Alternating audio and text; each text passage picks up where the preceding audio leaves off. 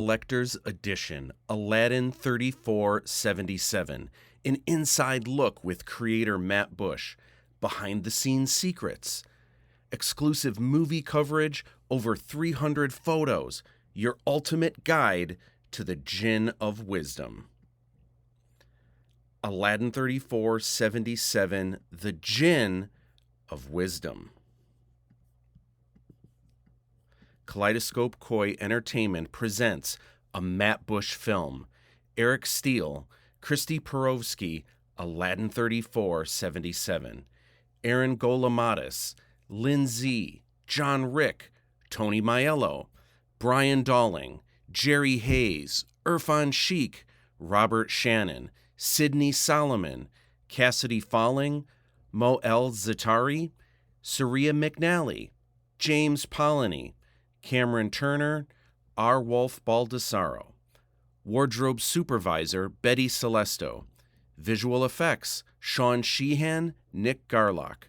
Production Designers, Frederick Busch, Clayton Celesto. Associate Producers, Melissa Gallup, David Kasawa. Executive Producers, Mike Heston, Peter Mayhew, Jessica Sue, Dave Todd. First Assistant Director, Steve Pankatai. Director of Photography, Alexander Jacobson. Featuring the music of Cell Dweller. Screenplay by Matt Busch, based on the tale Aladdin and His Wonderful Lamp from the Arabian Nights collection. Produced by Matt Busch. Rick Veers, Lindsay, directed by Matt Busch. The Studio, Fixed, Aladdin3477.com, Kaleidoscope Koi Entertainment.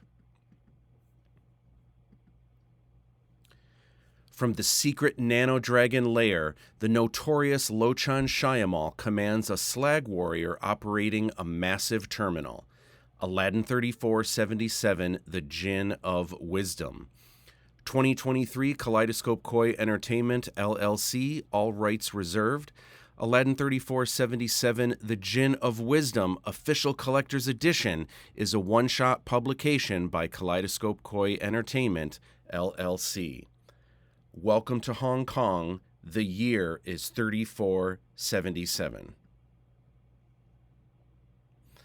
Inside, a foreword by Matt Busch, characters, global adventure, the making of Around the World.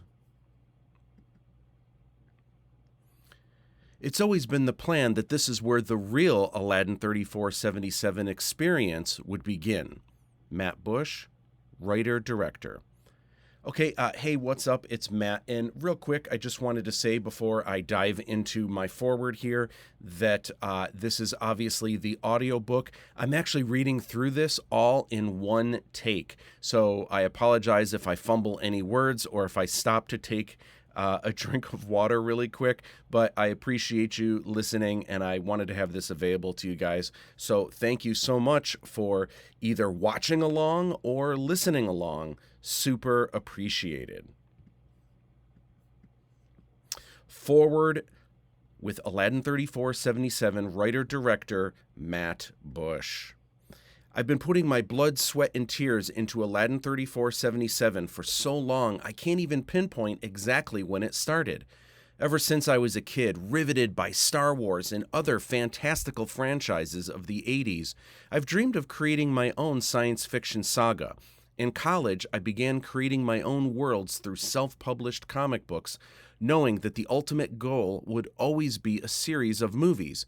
It would take nearly 2 decades before I was ready to even begin producing the films, with production alone taking years.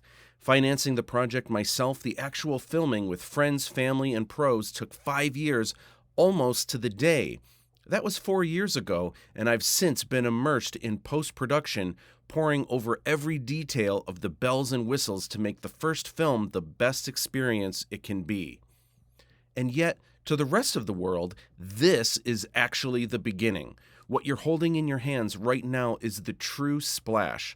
It's always been my plan that this is where the real Aladdin 3477 experience would begin. You see, when I think back to my fondest memories of Star Wars, Indiana Jones, or even Battlestar Galactica, The experience wasn't just the films or TV shows. It was also the books, toys, comics, and trading cards. We didn't have the internet, so there was no accessible way to watch the trailers or fan videos dissecting every detail. Instead, while our resources may have been limited, they were also extremely tangible. For me, one of those things I loved and obsessed over as a kid was when film studios would put out an official collector's edition souvenir book. I still have my copies from the Star Wars films, Indiana Jones, The Goonies, Gremlins, Dune, and many more. You still see official collector's edition books for films today, including the current Star Wars films, Lord of the Rings, and many of the James Bond, DC, and Marvel movies. I'm still fascinated by all of them. I love that there was this printed record of these awe-inspiring films, both the character and story aspects, as well as behind-the-scenes details of how the films were made.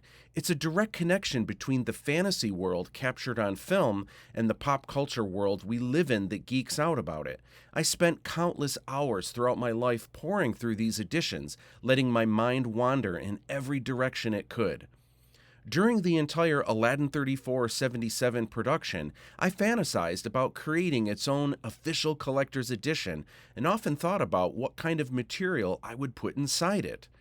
I wanted to create a permanent scrapbook of all the hard work and fun memories we had building this trilogy of motion pictures. There was one challenge in putting it together. I knew most people reading it wouldn't have yet seen the first film.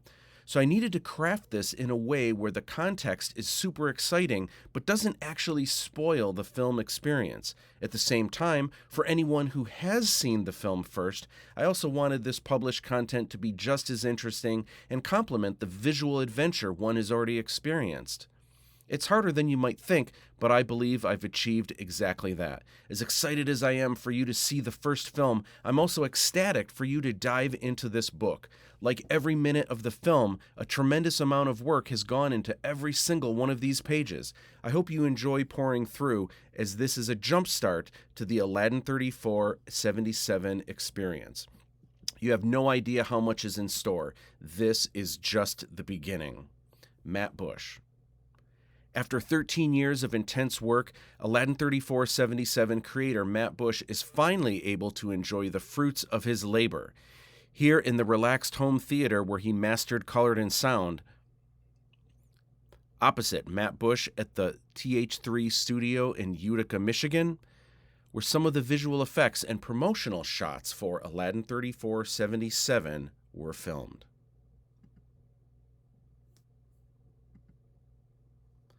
Characters.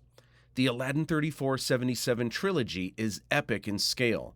The familiar characters you love will of course be there in one form or another, but there's also so much more waiting for you in this world. I can't wait to bring you there to meet everyone. Matt Busch, writer-director.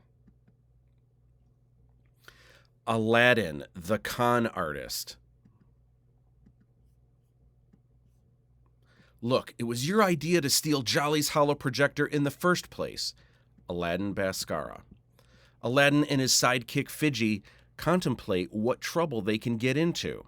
Aladdin devises a plan in the posh garden district of New Kowloon. A charming rogue on the streets of Hong Kong, Aladdin Bhaskara utilizes crafty hijinks to adapt in the year 3477. Manufacturing is dead, so many, like Aladdin, upcycle appliances of the past with technology of the present. As a boy, Aladdin grew up in the streets of Cham, Thailand. Under the oppressive thumb of klepto-runner gangs, family forced Aladdin to flee, never looking back. Running from one metropolis to another, he learned to make his way in order to survive. Meandering through southern Asia, Aladdin finally settled on Old Kowloon, crafting a makeshift home in a giant storage container of an abandoned building. In his custom man cave, Aladdin tinkers with found or stolen parts which he reassembles to create his own robots. At times, these mechanical creations are rickety, but what Aladdin lacks in skill, he makes up for with imagination. Aladdin may not technically be homeless, but he has a knack for finding ways to get in trouble. It seems he's always in danger, but so far has managed to use his creativity avoiding gruesome death. Fiji, the sidekick. Aladdin's sidekick is Fiji, a modified servoid robot that assists with all of Aladdin's shady antics. Like most servoids, Fiji, pronounced Fiji, hovers around with an added dual thruster jetpack, often sticking close to Aladdin's shoulder. Servoids are normally designed to serve, hence the name, carrying out specific functions like a machine. However, Aladdin has hacked into Fiji's brain to give him a mind of his own, which allows for brash personality. Fiji definitely isn't shy. Aladdin has replaced Fiji's head with the shell of an old CD player radio. He also prefers the vocals to be on a phonic harmonic setting. These sounds aren't exactly words, but it isn't difficult for one to understand exactly what Fiji is trying to express. Fiji is still a work in progress with Aladdin. Currently, Fiji's hands aren't active, but the motors in his arms don't work. Because of this, the balance in Fiji's hover mode appears fidgety, which is where he got his name. Despite being created to help Aladdin with his illegal schemes, Fiji's free will programming has him wanting a future of his own, a future that Aladdin promises to help with one day. After hours, Fiji patrols the dark alleys of Cham, Thailand. Below, schematics for how Fiji shows the custom servoid. Below schematics for how Fiji show the customer. Let me try that one more time. Below schematics for Fiji show the custom servoid modifications Aladdin has made. Cooling vents, O2H hover jetpack, DigiBrain access, power override, carrying handle, dual thrusters, function presets, optical high beams, protective ruff, classic servoid torso casing, tri-point motorized arms, multi-port interface, tri-point tactical grips, tracking sensor, radio head, phonic harmonic speaker, and charging port.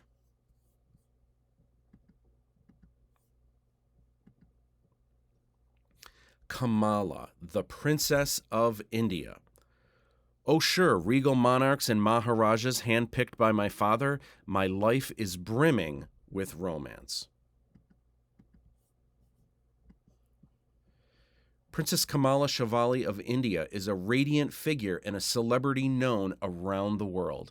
Dubbed the Royal Sapphire of India, Kamala, pronounced Kamala, is at the top of any young man's fantasy list. Kamala lives in the Taj Mahal, one of the legendary wonders of the world, which in the year 3477 has been transformed into a floating palace that travels from city to city. Most would dream of such luxury, but Kamala has grown bored of such pristine symmetry. It doesn't help that Kamala is the daughter of Ajit Gopala Shivali, the Sultan of the current ruler of India. A stern leader, the Sultan is incredibly protective of his daughter, making her feel more imprisoned than pampered. The Sultan arranges for his daughter, considered the Sultana, to meet many of the royal dignitaries from India and other neighboring countries. These men would normally be quite the catch, but Kamala feels awkward and forced in these situations. Business arrangements aren't exactly romantic. Always longing for adventure, Kamala has a scheme brewing to trick Chatan, Grand Vizier of the Taj Mahal. She hopes to borrow his personal shuttle and fly off with 6 of her personal guards. Such a defiant act would be dangerous for any princess, though Kamala feels safe with these guards who are sworn to protect her at all costs. The princess is typically less than enthused to be adorned with exquisite jewelry and elegant robes of royalty. Standing before her father's throne, Kamala longs for a life of free will and adventure. Jinn, the ancient sage. The Jinn of Wisdom wears a prominent pendant chained around his neck, brandishing a Sikh symbol. Sikhism is a religion evolved from the Hindus in the late 15th century in the Punjab region of India. The relevancy to the jinn wearing this symbol is unknown, but some have speculated it to be a relic from another time in Manish Samantra's existence. Also, the term Sikh originates from the Hindu word sisya, which means disciple or student. Despite being the Jinn of Wisdom, Manish has always been vocal about considering himself a student for life. Many cultures in the East have legends of jinn deities, or genies as we know them in the West. Over the ages, cultures have gone back and forth on the legitimacy of these legends. Are they real, or are they mythical beings you read about in fairy tales? Hindu legend speaks of 7 jinns that reside in a Dipali chamber. Each jinn's soul is allegedly captured in an oil lamp, where either time stands still, or is happening all at once, or perhaps doesn't exist at all. Once released, the jinn is summoned to carry out a single wish for their new temporary master. Each of the 7 jinns has a speciality they are known for. This specialty brings extra insight to the experience in addition to the wish. For example, the Jinn of Health may provide services that focus on one's longevity. However, the Jinn of Health can carry out any wish, not just one that is medicinal. Each jinn was previously a mortal soul who at some point... Sorry, this popped up. Each jinn... Oh my gosh, this happens a couple times here. Sorry about that. Each jinn was previously a mortal soul who at some point had to make a deal with the Hindu deity in order to live beyond the human life they were originally given. Some would consider that a curse. One such occurrence happened with the Jinn of Wisdom. It is not certain who the Jinn of Wisdom is, or even if it has always been the same person. However, there are written scrolls that suggest the Jinn of Wisdom's real name was a mortal named Manish Rishi Samantra. Was it Manish's own wisdom that led him to being a godlike figure, only to be trapped in a lamp for a millennia at a time? Or is there more to the multi-dimensional story that only the Jinn of Wisdom himself can answer? If you're going to make a wish, make sure it's a good one. The Lamp of Wisdom is a unique design, distinct from the other 6 Jinn lamps. After a millennia and a half, the Jinn of Wisdom awakens to answer a call. Lochan, the Nano Dragon. My ability to walk through the hollow, the nano, and the living leave me with nothing you have to provide. Lochan Shyamalan. With any cyber technology, hackers can become something of legend. With the NanoNet, one such legend is Lochan Shyamalan. Often going by his alias Nano Dragon, Lochan has mastered a seemingly impossible skill which makes him unique. He's able to access the NanoNet, the HoloNet, and be conscious in the real world at the same time. This uncanny power with such ominous and dangerous technology make him a threat to the civilized world. Having complete control of both his tangible life in the real world and digital life in the nano, the only thing addictive to Lochan is power. To achieve ultimate control in the real world, he'll have to play the long game, but Lochan already knows exactly where to start. India. The NanoNet.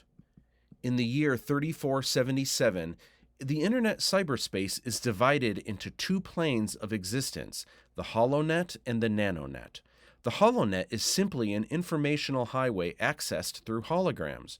The NanoNet is a much deeper user experience, directly linking users' brains to alternate realities. The NanoNet is incredibly vast, multidimensional, and extremely dangerous. It's mostly uncharted territory with endless capabilities, which is why it's illegal in many countries. Most use the NanoNet to experience out-of-this-world fantasies, which become incredibly addicting. This addiction, coupled with the fact that one cannot be conscious in the real world while experiencing the net, as it's often referred to, it is very easy for people to either wither away and die, not realizing what's happening to their body in real life, the tangible world. Slag warriors. Lochan Shayamal has legions of soldiers amassing called slag warriors. These men and women are armored servants carrying out Lochan's physical deeds as requested. Under the armor, the warriors are physically unconscious, addicted to a better world Lochan provides on the nanonet. Unaware of the vile things they are doing in the real world, the slag warriors are the perfect loyal army for Lochan's plan of world domination. Two of Lochan's loyal slag warriors pilot the Red Star dropship.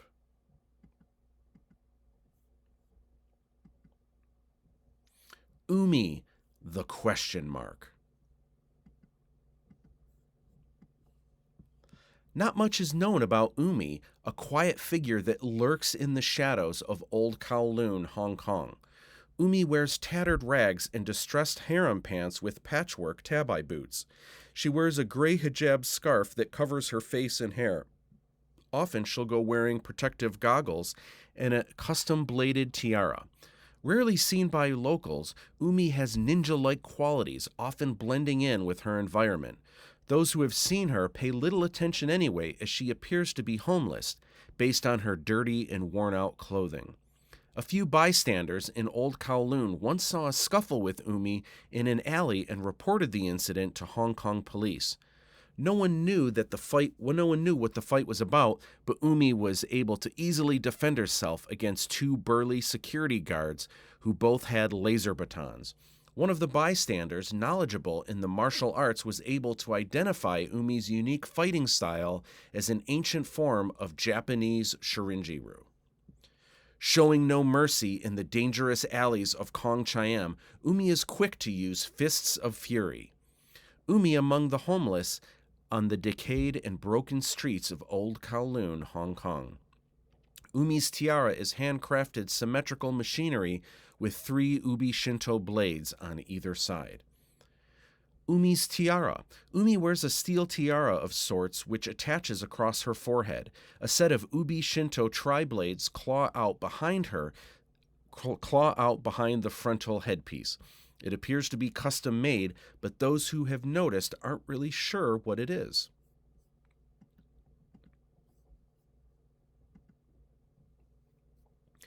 Global adventure. In a cave under the Venata Desert, Aladdin discovers a tracking light. The Princess of India, Kamala Shivali. Aladdin 3477, The Jinn of Wisdom, is a futuristic adventure set in the year 3477, sprawling across exotic landscapes of India and southern Asia. The legend of the past is the adventure of the future. The Grand Vizier's shuttle drops in for a landing. Nano Dragon Terminal in Hoi Thoyen. Fiji on the move. Lochan Shayamal orders his loyal slag army. A hovering Romo on patrol. The Taj Mahal emerges through a misty New Delhi skyline.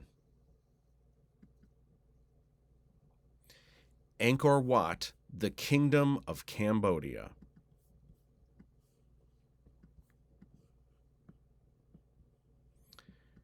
Now listen, the Darshana Sheolaja does not speak your native tongue.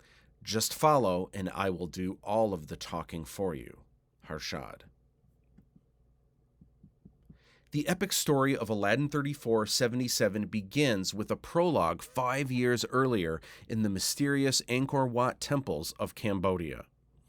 Harshad and Pradeep have traveled to these ancient ruins in hope of retrieving the Lamp of Wisdom.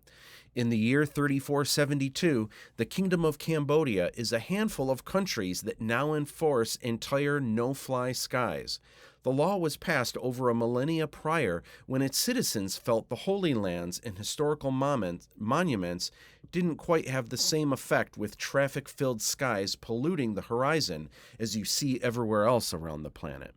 The stone chambers and endless passageways in the temples of Angkor Wat are nothing short of impressive. They were built by an unknown Hindu tribe nearly 3,000 years prior, as early as 600 CE. Hundreds of years later, the people mysteriously vanished, and no one knows why. After spending so much time building such beautiful structures, there is no evidence of war, forced exit, or disease.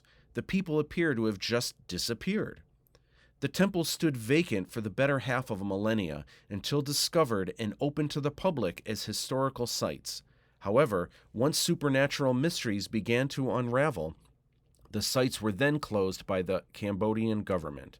Now, as Harshad and Pradeep know full well, even seeing these temples in person is a privilege, and hopefully not a curse. Pradeep has heard mythical stories since his childhood. Could they be true?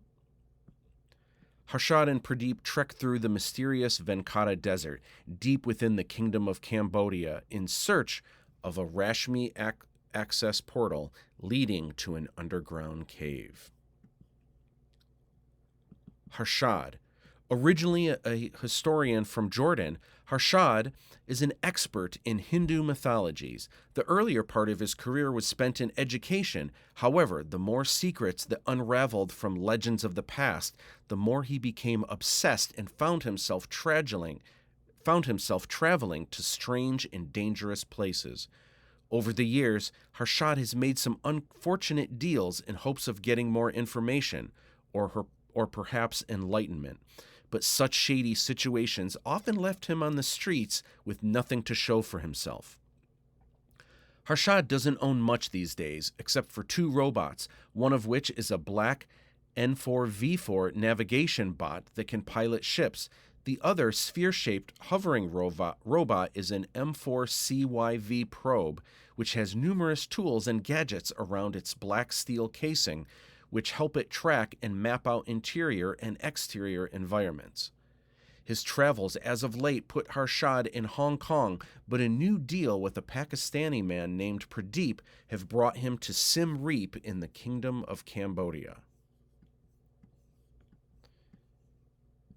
Darshana Shayalaja. A 6-armed cyborg, the Darshana Shayalaja, pronounced Darshana Shayalaja, is the gatekeeper to all mysteries within the Venata Desert.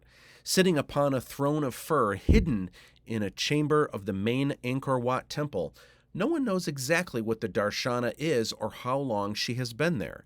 Appearing as a 6-armed cyborg, she is actually the reincarnation of a Hindu deity guarding the territory where Appearing as a 6-armed cyborg, is she actually the reincarnation of a Hindu deity guarding the territory where jinns reside, or something more?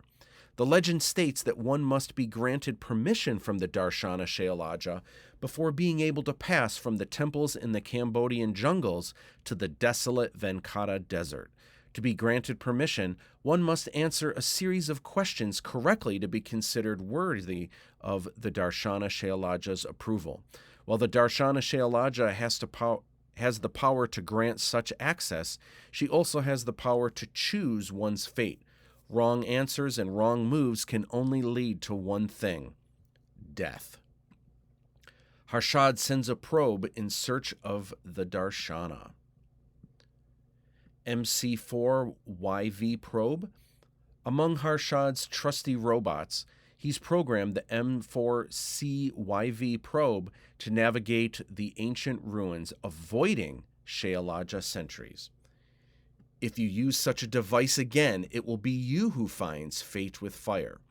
Darshana Shayalaja.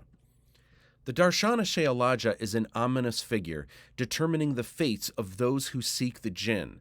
Though appearing as a 6-armed cyborg, it is possible this entity is actually... Though appearing as a 6-armed cyborg, is it possible this entity is actually channeling a Hindu deity?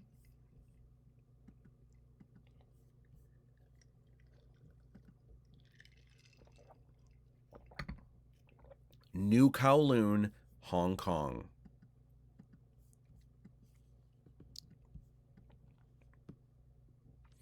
A bustling metropolis in the year 3477, New Kowloon is one of the more civilized communities in Hong Kong.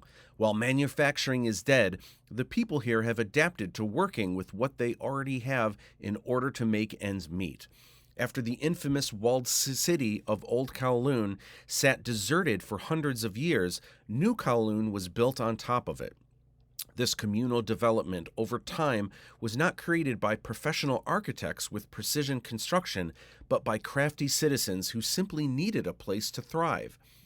The alleys are lined with vendors selling food and random pieces of junk and vintage appliances which can be handcrafted into something new. New Kowloon is a prime spot for Aladdin and Fiji to wander such markets and plan their next scheme. The duo's makeshift home is only a few miles away in an abandoned storage building.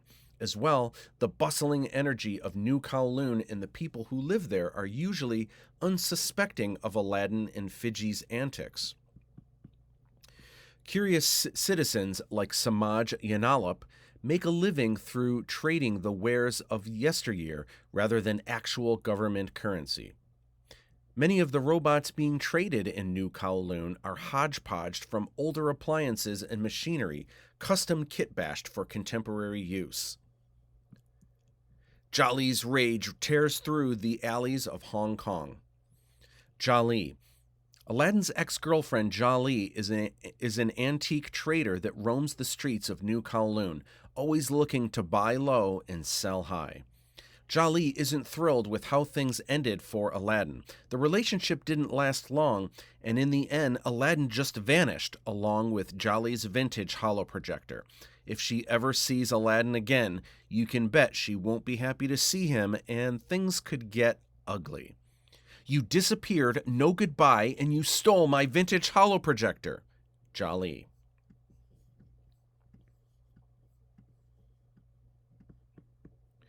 Hong Kong vessels. Various ships, freighters, and cruisers fill the skies of New Kowloon, Hong Kong. Most people in the metropolitan area are too poor to own a personal vehicle, so most of what you see are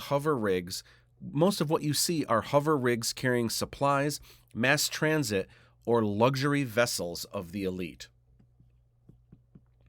He's currently on foot in the East Market, traveling with the modified Servoy unit. Lieutenant Wu 4646, Hong Kong Police. Custom kit bashing the appliances of yesteryear isn't the only way a city like New Kowloon recycles to keep green. Elaborate sewage systems are a great way for citizens to dump their perishables, which can be regenerated into new forms of energy. An unfortunate downside cities cannot control is the stench such rotten receptacles can produce. Hong Kong trooper on the hunt for ALADDIN. A trio of police troopers below decide to split up in hopes of catching a con artist and his modified Servoid unit. Hong Kong police troopers. Mobile troopers of the Hong Kong police force patrol the streets of New Kowloon in full armor. For the most part, they do a great job protecting, serving, and keeping the community free of hoodlums and thieves.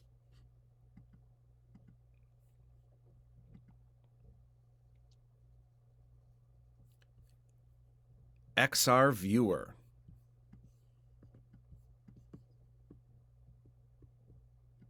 Now illegal in most countries, XR viewers are portable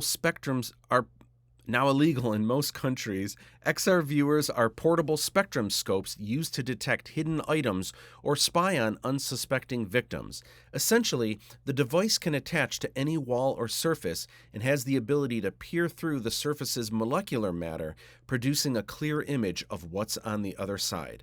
As you can imagine, utilizing an XRV becomes a huge invasion of privacy. Pitch. One of Aladdin's friends he's known well since living in Hong Kong is Pitch. When Aladdin was homeless, it was Pitch who suggested he take one of the vacant storage containers in the same building Pitch lives in. As a thank you for the tip, Aladdin redesigned Pitch's security system for his own makeshift apartment. Pitch's favorite pastime is experiencing life through the nanonet, something Aladdin isn't a fan of. Since getting more addicted to being under the net, Aladdin hasn't seen much of Pitch lately. Shropka redesigns a sore throat. Bounty hunters. When trouble arises in New Kowloon and Hong Kong troopers can't handle it alone, the police outsource third-party bounty hunters to step in and take care of business. One such trio of bounty hunters that keep busy all over metropolitan Hong Kong are Nikodata, Oya, and Shropka.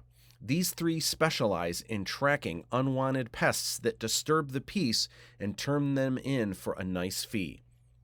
Things can get ugly with these expert mercenaries, but that's what they get paid for. Pitch shares with Aladdin some of the wild times his brain is having tapped into the nanonet. Bounty hunters Nikodata and Shropka own the streets of New Kowloon Marketplace in Hong Kong.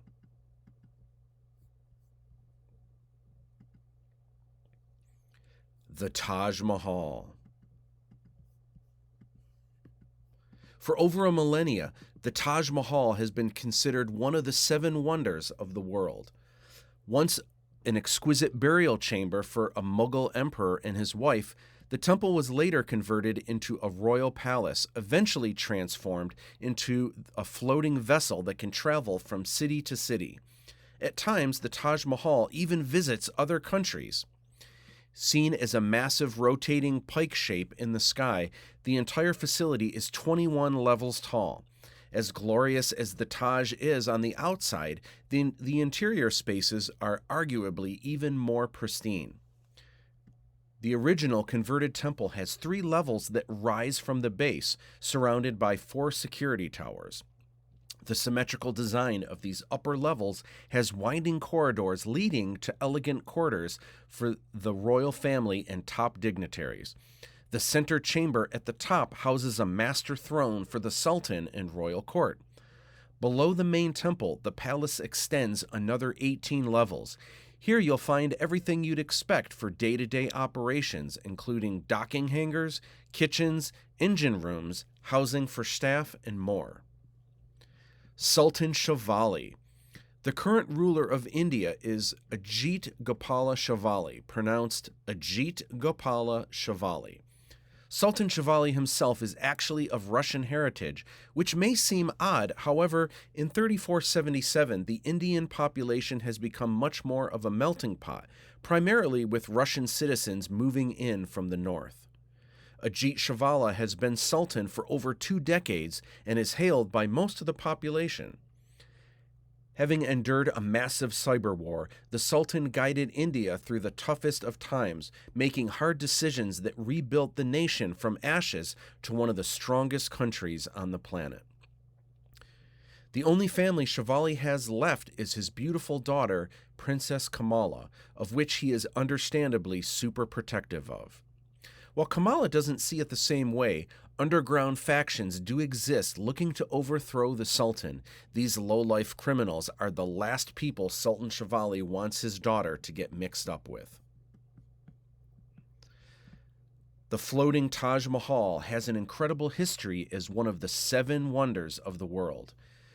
Sultan Ajit Shivali contemplates tough decisions while Mistress A and D calm his nerves.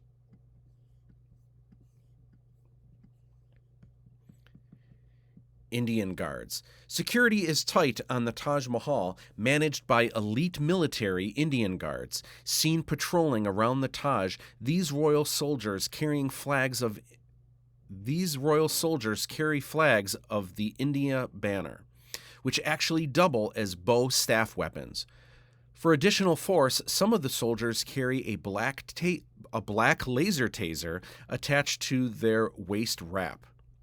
These well-trained soldiers are led by top-ranking Indian Guard, known as the Grand Vizier Chatan of Jaipur. As Minister of Security, the Grand Vizier is also seen in the royal court reporting to the Sultan. The Mistresses. After the loss of Sultan Shivali's wife, his broken heart was never the same. Falling into depression, and to occupy his time, the Sultan has surrounded himself with a number of mistresses over the years. While Sultan Shivali has taken no effort to hide these somewhat controversial relationships, the public identity of these women is a mystery. The sultry servants are masked, wear nearly identical garments, and go about the day in synchronized movements. Even the staff of the Taj Mahal only know their code names, the two current women being Mistress A and Mistress D. At one point, there was a Mistress B and Mistress C, but no one really knows what happened to them. No one except Sultan Shivali, and perhaps Vishal. Born into a life of pristine symmetry, Princess Kamala Shivali longs for a life of spontaneity and adventure. I've built India up stronger than ever, and I did so without the HoloNet or the NanoNet. Sultan Ajit Gopala Shivali.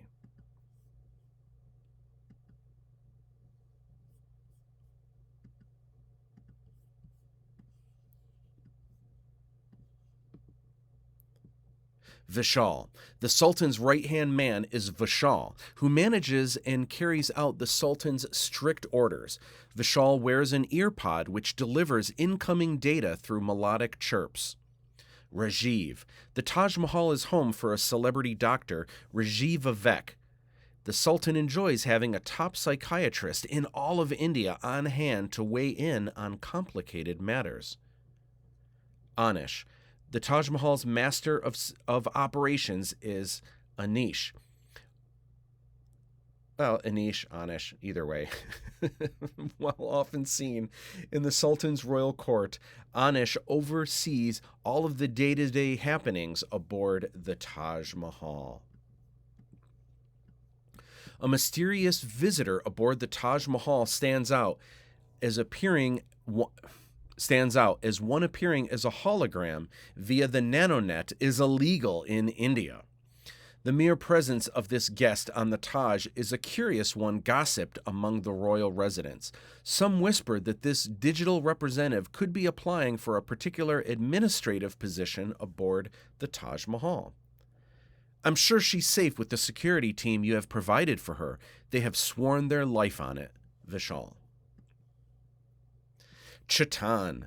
The Grand Vizier aboard the Taj Mahal is Chatan of Jaipur, Minister of Security. Chatan oversees all of the activities in and around the Taj to protect the vessel and the royal Shivali family.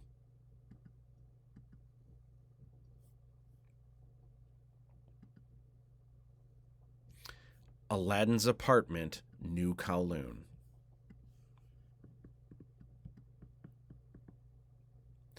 While he may be a down-and-out con artist, Aladdin isn't exactly homeless. Thanks to a tip from his friend Pitch, Aladdin has secured a giant vacant storage container in an abandoned building and converted it into a makeshift bachelor pad. Located in a desolate sector of Old Kowloon that was once known as a thriving walled city, what few inhabitants lurk in the shadows are often dangerous. As a result, Aladdin has equipped a handy security system to protect his man cave. Versed in tangible and digital technologies, Aladdin is quite crafty with practical means of keeping his abode private. Inside, Aladdin has a collection of custom-made robots, all at various stages of build. Some of these particular models are existing robots he is customizing to his own specifications, while others are unique creations he is building from scratch from stolen appliance parts and random junk that he can weld together. Aladdin dreams of leaving the slums. We belong up there, Fiji, not with the crap scrap down here. Aladdin and Fiji trek through the urban wastelands of Old Kowloon. While Fiji is his greatest masterpiece, Aladdin has restored a utility-bearing android, UBA, that is nearing completion.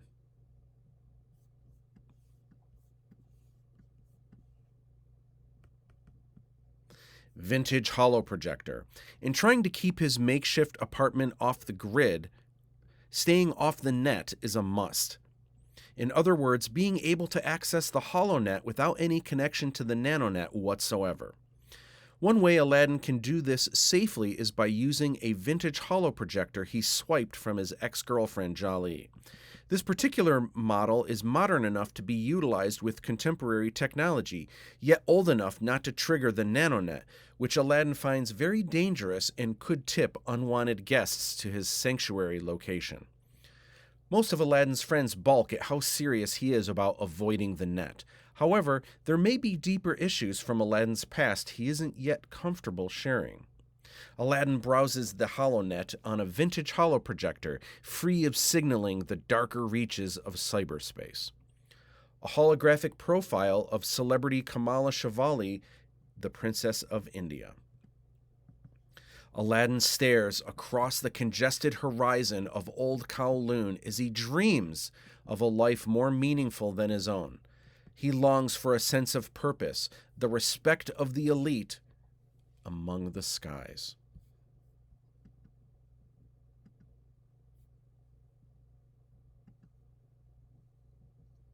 Lian Hua's Spa.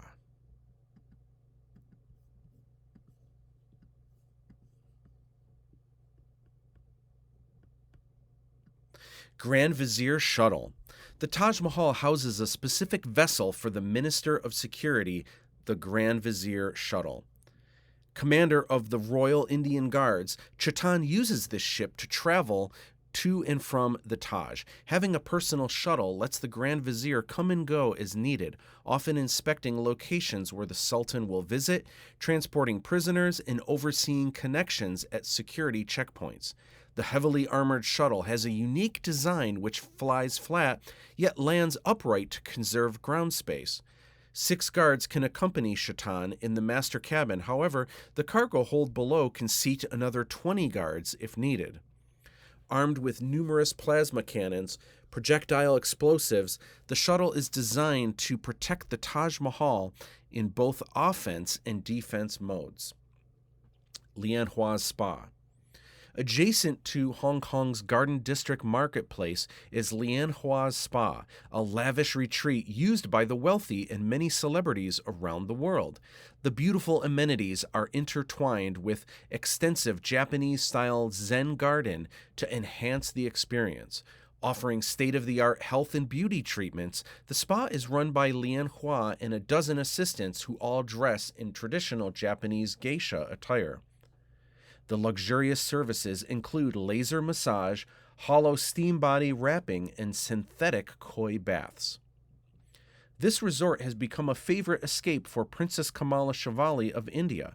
Having visited the spa on several locations while sneaking to Hong Kong over the years, Kamala has become good friends with Lian. Aboard the Grand Vizier shuttle, Princess Kamala and 6 Indian guards arrive in a lavish courtyard just outside the spa. At the entrance, Lian Hua and 2 assistants await the arrival of the princess.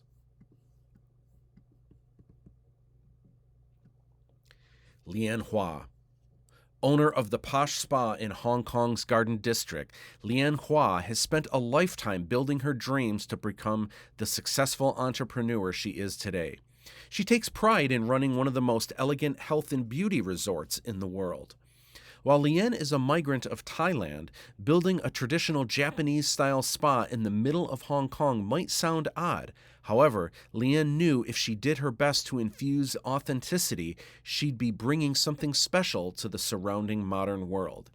Lian's age is a mystery. It's also curious, despite being a proponent of natural health and beauty, Lian herself has had a number of synthetic upgrades over the years. Lian's noticeable enhancements include a cybernetic eye, as well as having her vocal cords replaced with a digital oral harmonizer. I recommend the Jing Fei Yen treatment. The crystals have a calming and quiet energy. Lian Hua. In the private waterfall gardens, Princess Kamala relaxes in a koi bath.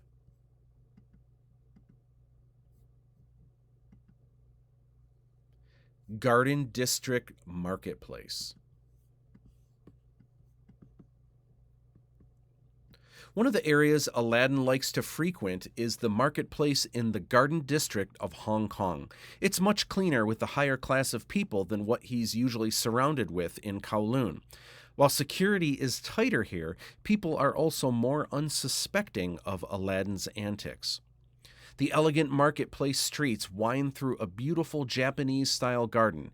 Here, vendor market stands harmonize with lofty trees and endless koi ponds.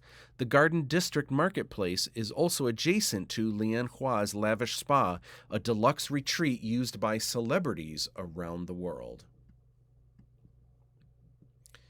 An older model than Fiji, Kiki doesn't feature a dual-thruster jetpack, but does have hover capabilities from the center port underneath the torso. Kiki. Amongst the vendors in the Garden District Marketplace is a dealer that specializes in custom robots, similar to how Aladdin tinkers with his own. This particular booth includes a broken-down servoid named Kiki.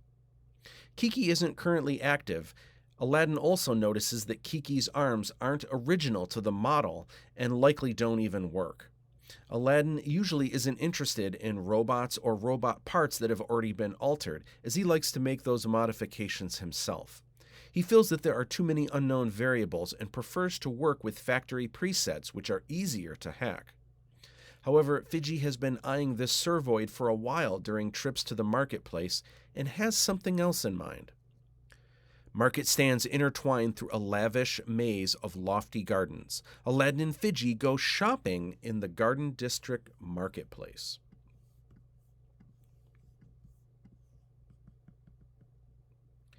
Daw. Tucked under a vine-covered pergola in the depths of the posh Garden District is Daw's pawn shop. Daw has made a name for himself being the guy who can get anything they need.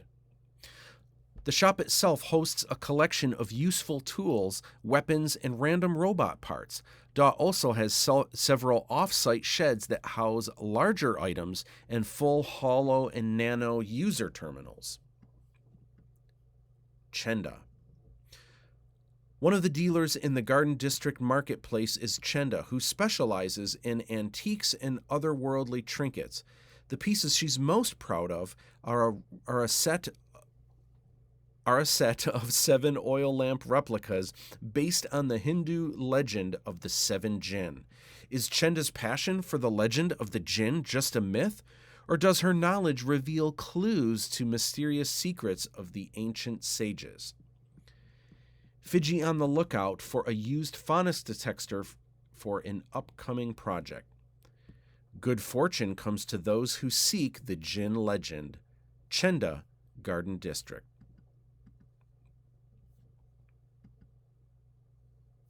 Red Star.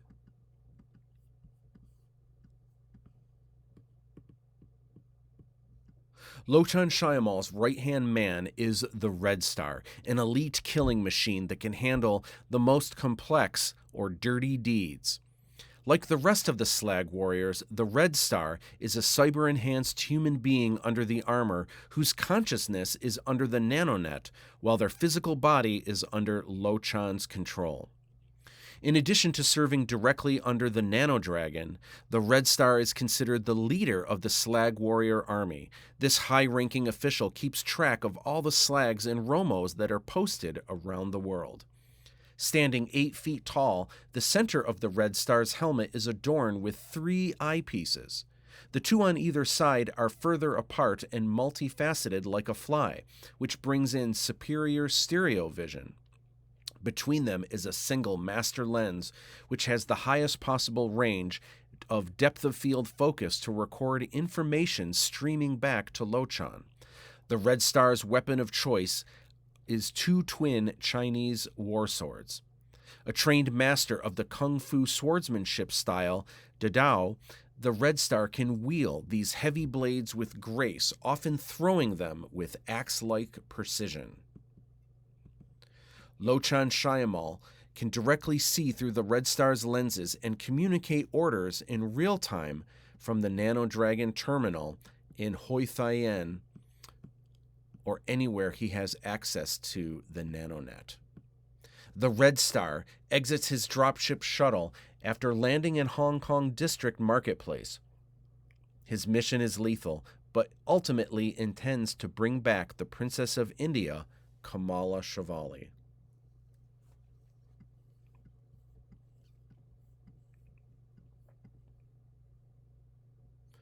Red Star Dropship. Lochan Shayamal typically stays out of sight, controlling his slag warriors from a secret remote lair, the Nano Dragon Terminal. Because the Red Star physically carries out top duties around the world, Lochan has created a heavily armored dropship for travel or battle. The Red Star dropship is essentially an armored cargo vessel. It's usually piloted by two slags operating controls in the front, peering through a UV solar chroma windshield. The cargo hold in the rear can transport the Red Star, Romos, prisoners, and more. The outside armor is fixed with rapid-fire blasters. Beneath the dropship hull is an array of missiles and other various explosives that can be launched and remotely guided towards doomed moving targets.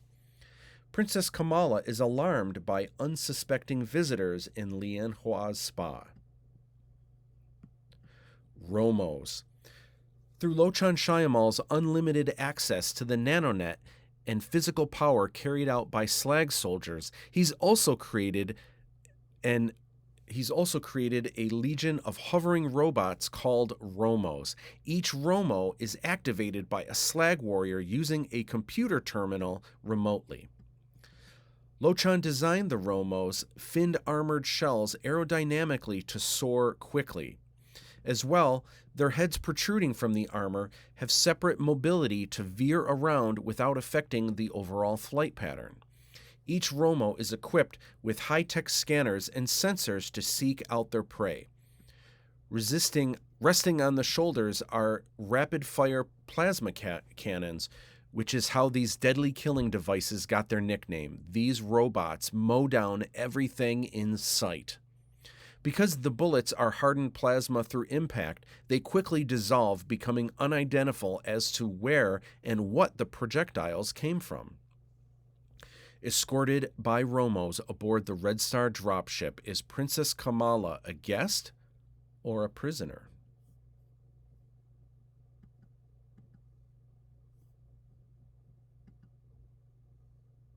Skysail.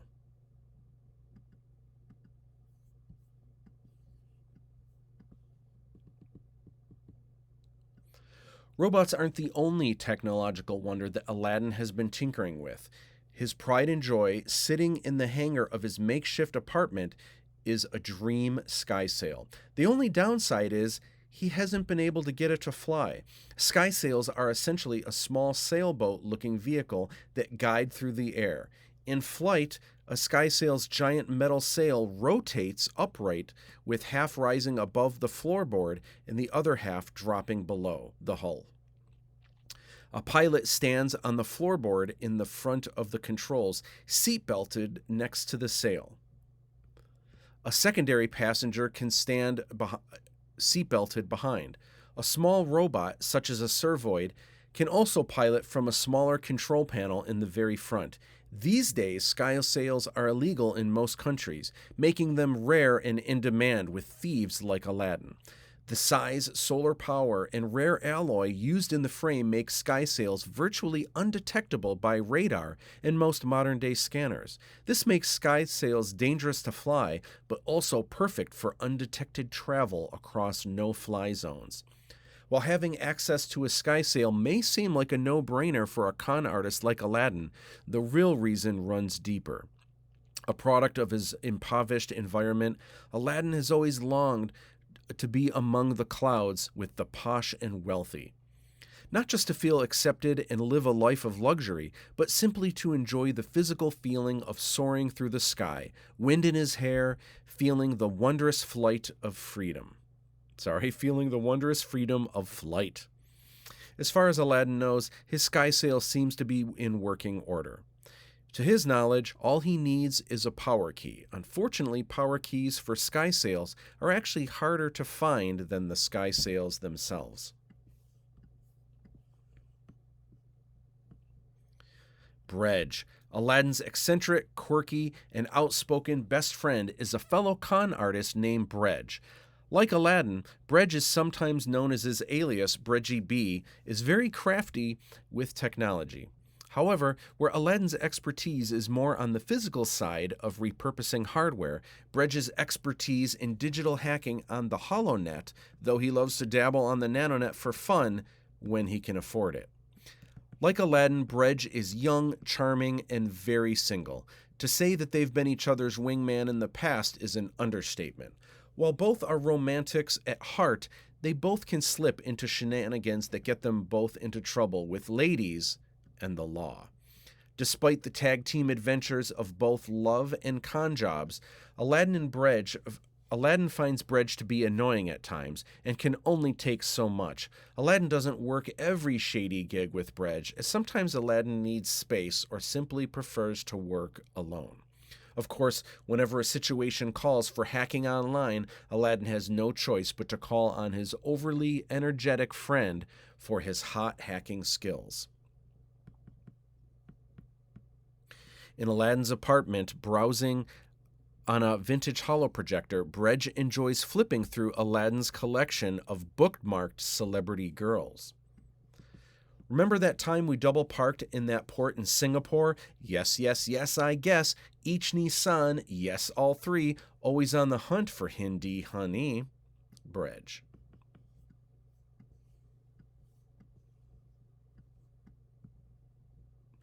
Sky sails are illegal to fly, not illegal to own. Aladdin. Soaring against a sunset horizon of futuristic Hong Kong is a silhouetted skysail. Aladdin's skysail is parked safely in his makeshift apartment hangar, ready for a day he'll hopefully be able to pilot it.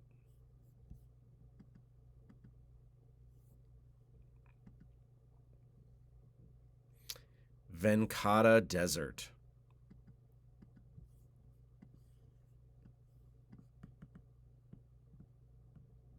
According to Hindu legend, the Venata is a secret magical location that exists among mortals here on Earth. Ancient Sanskrit which speaks of this place is difficult to decode, but a number of modern-day historians believe it to be located in a desert northwest of Siem Reap, Cambodia. Because the entire nation of the Kingdom of Cambodia is a no-fly zone, the country doesn't allow vessels to fly in their skies. Traveling anywhere near Siem Reap is difficult. As well, there's no way to locate hidden portals or other structures from above. Based on the Sanskrit, one must seek a six-armed deity named the Darshana Shailaja, who is hidden within the Angkor Wat temples. It is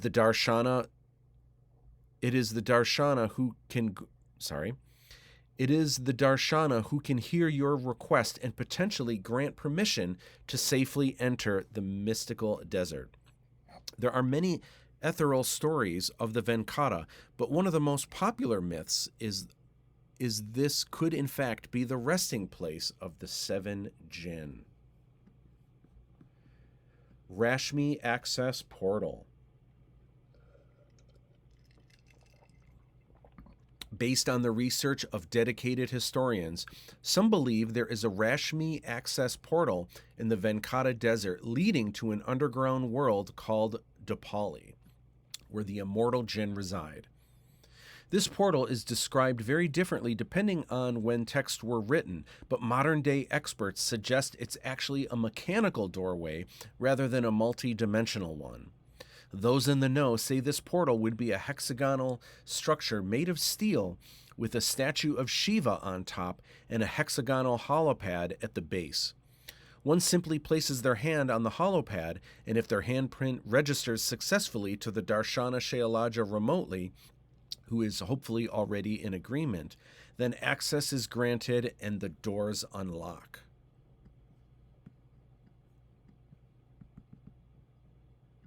Harshad, Aladdin, and Fiji trek through the legendary Venata Desert. Aladdin and Harshad watch as Fiji nervously descends through a mechanical doorway into a dark underground cavern. Dapali Chamber.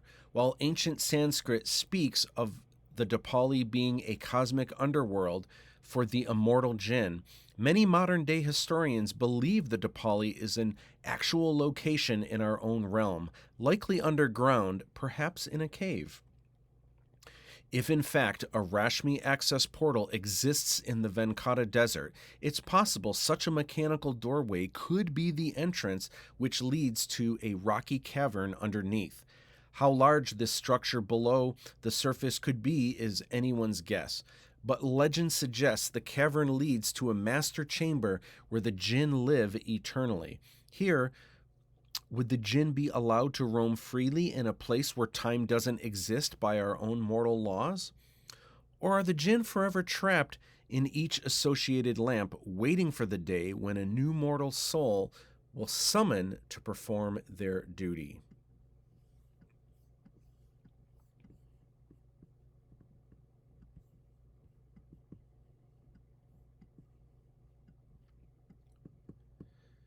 The lamp you want doesn't look like the rest. You will be tempted to take others, but we cannot be thieves as guests in Venata. Harshad. Dapali lamp display. Ancient Sanskrit also speaks of a mantle that displays the 7 Jinn lamps. The design differs depending on where and when the texts were written. However, experts in the 35th century believe the altar is atop a rocky structure, circular in shape. Exactly what the Jinn lamps look like have been argued over the ages, but most agree each oil lamp has its own design unique from the rest. Some claim the Jinn lamps are ornate and covered in exotic jewels from around the world. Others theorize the Jinn wouldn't be so extravagant, and having simple oil lamps made of brass and other plain metals would be more likely. Regardless, legend usually states atop the mantle is a statue of the Hindu god Vishnu looking over the Jinn, protecting them in both universes. The Vishnu statue would likely have faces all around as she sees all. Some claim to have seen the Dapali lamp display, claiming it as a mechanical base somehow powered to perpetually rotate the 7 lamps in a circle. Regardless of which direction one enters the chamber, and because the oil lamps are randomly seen revolving around Vishnu, a mortal would have no bias for which lamp to select. One must choose wisely.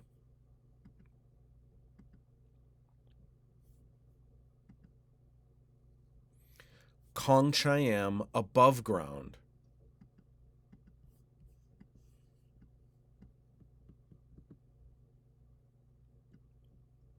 Umi sits on the back of the sky sail while Aladdin pilots with Jinn and Fiji tapped into the auxiliary up front. Entering Cham at dusk, people travel from afar to enjoy Cham nightlife and celebrate the arts. The skysail parks near the entrance. Located in Thailand just north of the border above the Kingdom of Cambodia, Cham is a small remote city. Because the area is prone to earthquakes, the building structures don't rise very high into the sky. Instead, Cham is unique in design because the buildings go in the opposite direction, stretching deep underground. At one time, the endless underground levels of Cham were a thriving metropolis, protected from the disease and poisons of the world above. Over the millennia, the underground passageways were taken over by gangs and thieves, and these days are all but vacant. While the surface level of Cham was never intended to be lively, time has shown otherwise. The people have become somewhat of a commune and make their outdoor living quaint, quiet, and content. The city is self-sustaining, with all needs provided locally. Like many cities of the modern world where manufacturing is dead, many vendors in Cham sell junk of yesteryear which can be upcycled into useful devices. It became a tourist town as people travel from afar to visit their exquisite restaurants and Hindu-blessed koi ponds. Cham also happens to be hometown of a young rogue thief named ALADDIN Baskara. I think Cham is just over those mountains. We should rest for the night. I think it's time I paid a visit. Aladdin.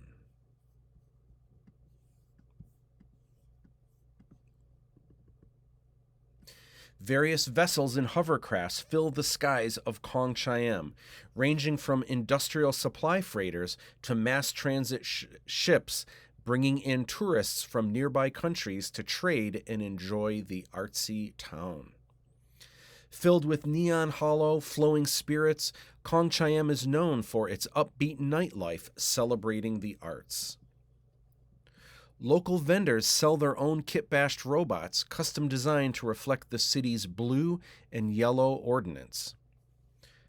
Kong Cham is known for its best-kept koi ponds and elaborate Hindu statues.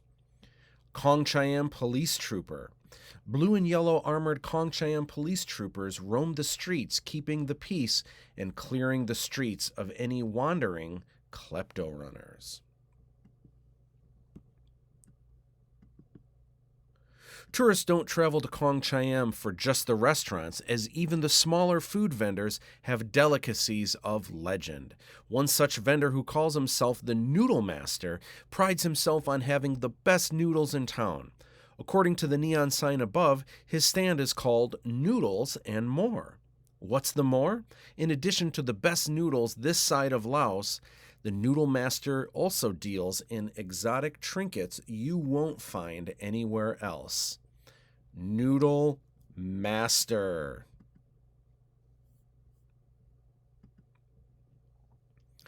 Kong Cham Underground. Umi sees terror of the worst kind ahead. Endless corridors wind through the Kong Cham's underground structures. The reverse skyscrapers of Kong Cham extend into the ground, at times more than 100 levels deep. What was intended to be a thriving underground city is now relatively vacant and a dangerous place to explore. Building the city beneath the surface began in the 22nd century as a way to protect inhabitants from disease, war, and other potential harm in the outside world, as well as preserving local natural resources. For centuries, this mini metropolis grew in positive ways until technology turned the trend in the opposite direction. With more and more of the world population using virtual reality systems via the HoloNet and the emerging nanonet technologies, Kong Cham began an ideal hotspot to seclude yourself from the outside world and disappear into the fantasy of your choice. While the exotic landscape attracted high rollers who initially brought wealth to the city, addiction to the nanonet never seems to end well, regardless of fortune. Inhabitants with the most cash flow were the most vulnerable to surrender control and wither away to their own demise. Confusion, disappearance, and illegal opportunities eventually brought in criminals of the worst kind. Klepto runners. Over time, the tribe of thieves that have reigned supreme in the Kong Cham underworld are known as klepto runners. Most modern-day thieves around the world live by a certain code of ethics. Not true of klepto runners, as they can't be trusted by anyone and often turn on each other. These days, the maze of dark corridors under the city isn't very populated, but the klepto runners still call it home, only coming to the surface when need be. Klepto runners wear tattered clothes, dirtied by the gritty chambers which haven't been sanitized in ages. They all wear webbed veils to disguise their true identity, showing allegiance to their tribe, while the veil also helps shield their eyes from the blinding sun in the rare occasion they come to the surface. The weapons used by klepto runners can vary, as they'll use whatever is needed to get the job done. However, you'll often see them carrying rapid-fire rifles, modified Z-blade pistols, and knuckle knives, which combine heavy blades into brass knuckles.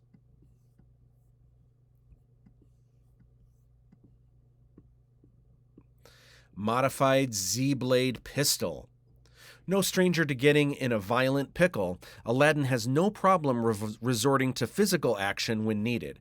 However, Aladdin prefers not to even carry a weapon unless it's the most serious of situations. After all, any weapon one has on hand is always a weapon another thief could use against you. In one such situation, Aladdin gets his hands on a Klepto Runner modified Z-Blade pistol. The single-handed firearm may technically be a pistol, but make no mistake, it packs a serious punch. The weapon is mostly used to fire rounds of ammo, but the unique Z-Blade that protrudes underneath was designed as a wrench of sorts to adjust machinery. However, Kleptos often use it as a crude impaling knife. As chaotic as the Klepto Runner tribe can be, a sense of order is imperative, which is why they live under the rule of a Klepto King. To outsiders, it seems odd that such ruthless thieves would honor a single mogul, but the tradition of crowning a Klepto King has been happening for centuries. The Klepto King wears tattered rags, similar to the rest of the Klepto Runners. However, he doesn't wear a webbed veil. By always showing his face, this makes impersonating the Klepto King difficult for other thieves. While most Klepto Runners utilize smaller weapons on their person, the Klepto King brandishes an enormous plasma cannon that can blow giant holes straight through several walls. Of course, the Klepto King rarely needs to use it, but rather carries the weapon as an intimidating status symbol. That's not to say Klepto King is always secure under the flocks of Klepto Runners who serve him. 2 decades prior, while having his way with a woman who was unconscious under the nanonet, the current Klepto King survived having boiling plasma thrown into his face. The king's face was permanently disfigured. His eyes were replaced with cybernetic ones. In addition to carrying an enormous plasma cannon, the Klepto King also wears a bandolier slung around his shoulder and chest with half a dozen cannabombs. These grenade-like explosives are powerful enough to open any door, and a single cannabomb would instantly incinerate a human being into embers and ash. I'll take that respect before I take your life, Klepto King. Klepto King.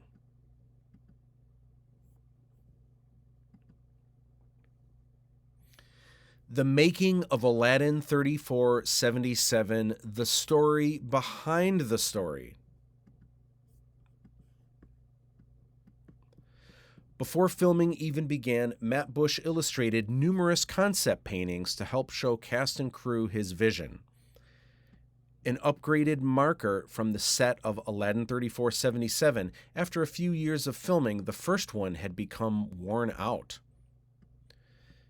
Several days into filming in the sand dunes, crew had to carry all equipment and set pieces to a remote location on foot, no vehicles allowed. As well, these long shoots through the day had no electricity and no restrooms or running water. As vast the saga of the Aladdin 3477 motion picture trilogy is, the story of how these films were made is also quite the epic adventure.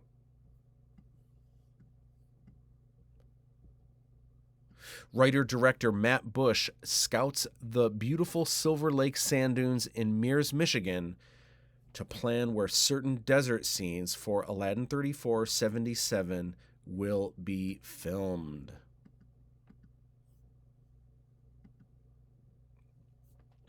Concept art.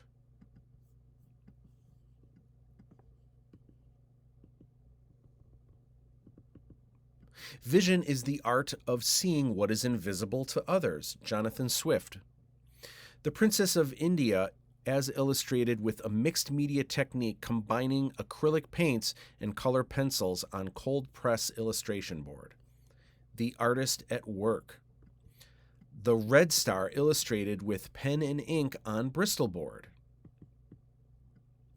The visual design for this epic project began 2 decades ago when Matt Busch was still studying illustration and film. Beginning as comic books called Zark and Castar Shandax, later evolving into graphic novel and magazine serial and a magazine serial called Daria Jontek, the storyline was eventually developed as a film titled Kleptomode before finally streamlining into a futuristic version of the classic tale Aladdin and His Wonderful Lamp. With years' worth of visuals to draw upon, Busch began creating art specifically for Aladdin 3477 in 2010.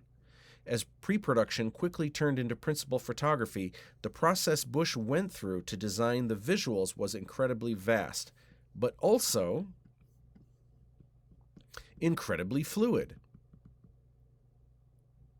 Busch elaborates, "Because I financed all of this myself, I wasn't locked into any deadlines or approval process from one step to another. I had the luxury of creating what I needed when I needed it." By the time filming began, Busch had already amassed hundreds, if not thousands, of concept paintings, character designs, scene sketches, idea noodles. Yet he continued to churn out production paintings and updated character designs during the 5 years of filming.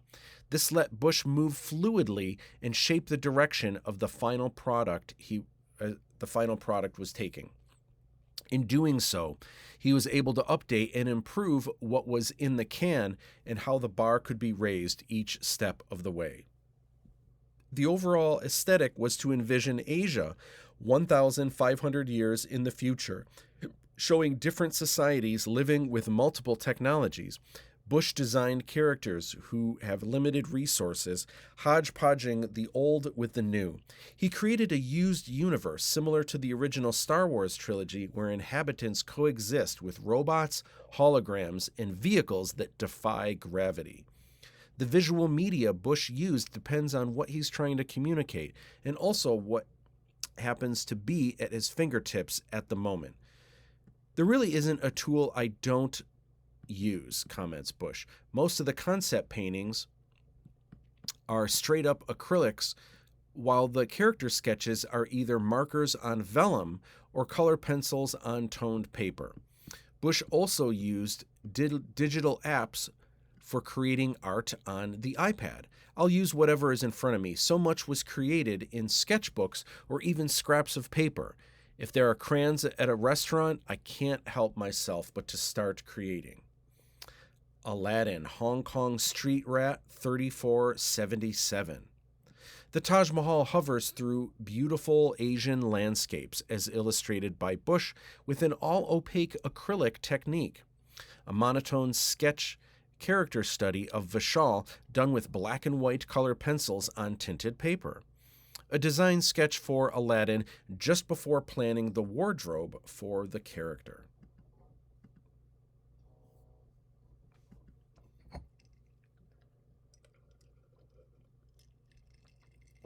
Location scouting.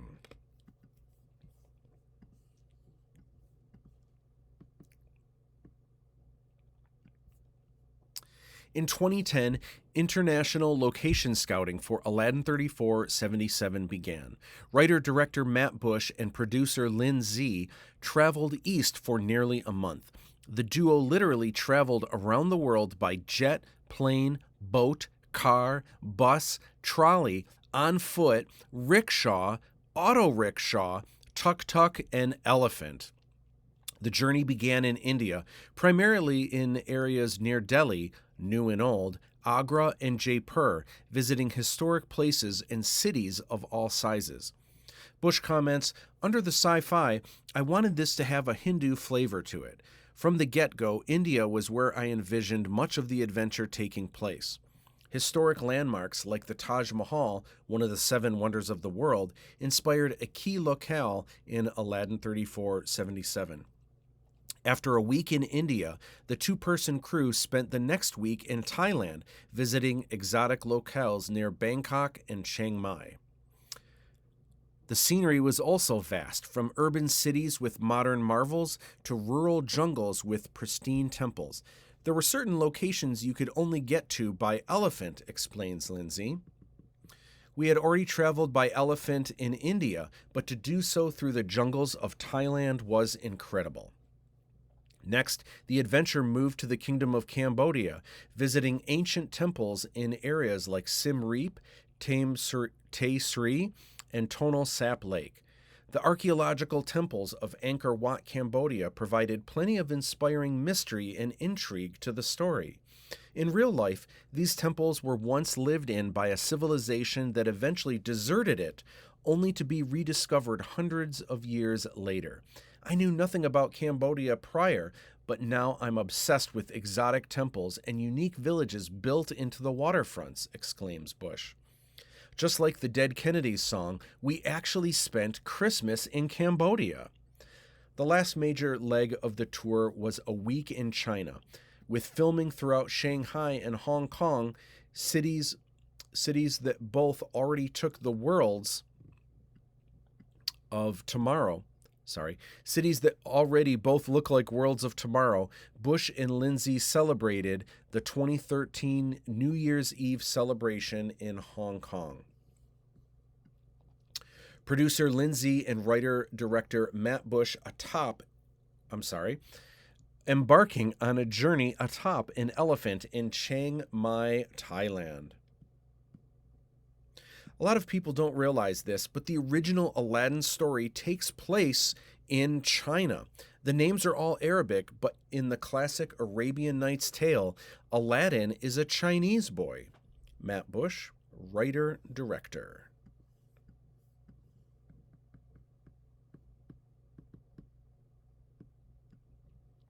The epic journey of world travels served three completely different purposes. Lindsay elaborates. First, we were location scouting like you would for any big-scale movie. There were definitely ideal places we would have loved to have returned with cast and crew, although we didn't have to. The second purpose of the trip, according to Busch, was simply inspiration for the script, which at the time was a continuing work in progress. Before the travels, there were locations in the story that I wasn't completely sold on. After, I knew exactly where Aladdin's adventure would begin. I knew where the Jinn of Wisdom's resting place would be. I knew which country the princess was from. The inspiration ended up being more than Busch could have anticipated. To actually be in these places was a tremendous help with my vision for Aladdin 3477, the director explains.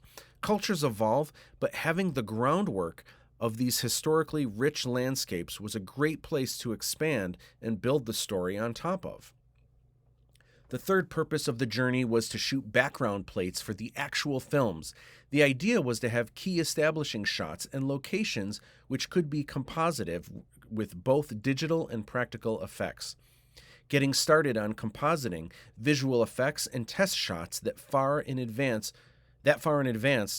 only helped develop the overall look, better establishing cohesive aesthetics. After the initial globe-trotting journey, additional location filming happened overseas in subsequent years. There are actually a few scenes in the latter films that take place in Germany, believe it or not, comments Busch. So filming there was perfect. Lastly, Busch chartered a helicopter to film mountainous aerials in Zermatt, Switzerland. These awesome aerial shots from Switzerland you won't see until the second movie, but they are epic, adds Lindsay. It's a whole new world. Busch adds these travels were definitely essential to the storytelling process. Any book on writing will tell you to write what you know, adds Busch. Had I written about these places without visiting them, everyone would have seen right through it.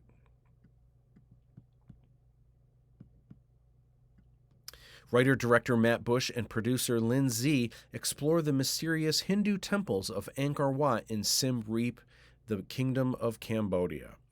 Matt faces his fears in Jaipur, India, with a cobra snake around his neck. The director spending time with a giant cat at a tiger sanctuary in Thailand.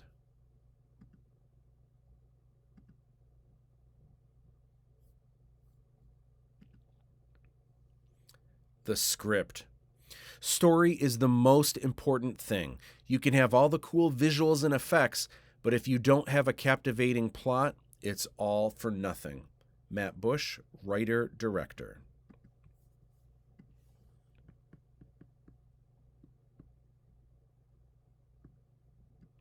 Matt Busch hams it up, making a toast in his home library, enjoying reading through one of his many collected Aladdin books. Using writing software called Final Draft, Busch completed the shooting draft just months before principal photography began. Christy Perovsky, Princess Kamala, and Jerry Hayes, Sultan Shivali, run lines with each other just a few months before filming.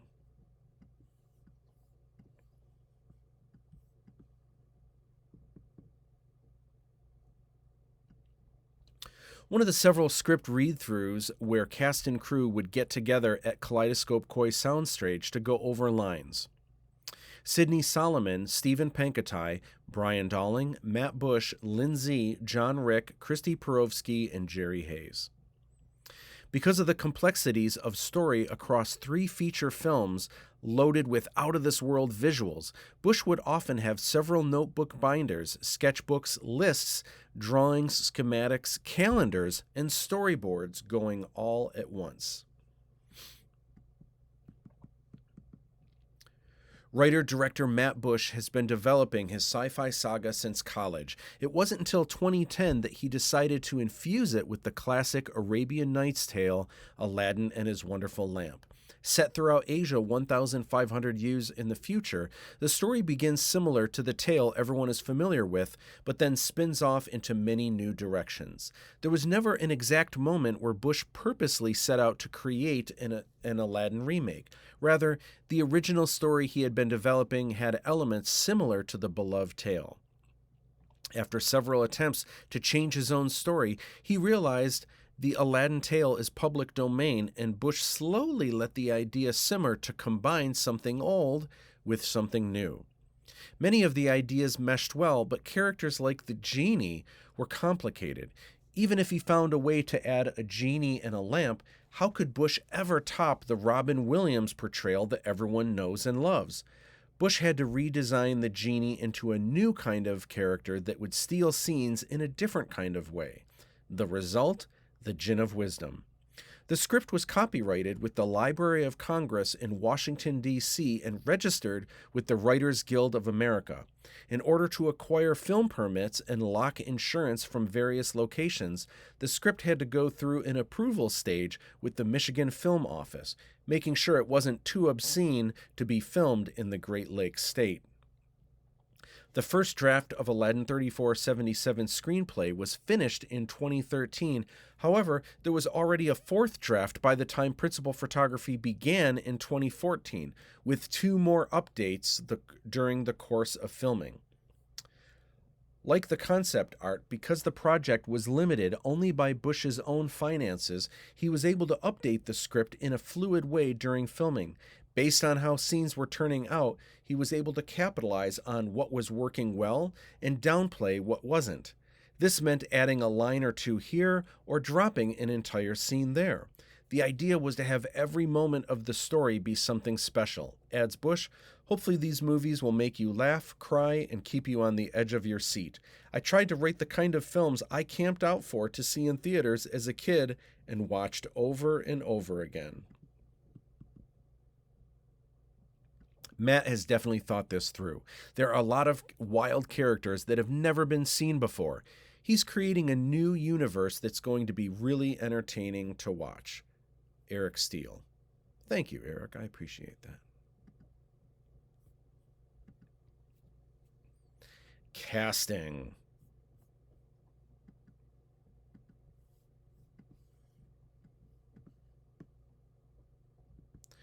Eric Steele. Competition for the role of Aladdin was fierce, as a large percentage of the 10,000 plus applicants who submitted were actors hoping to nab the role of the charming thief.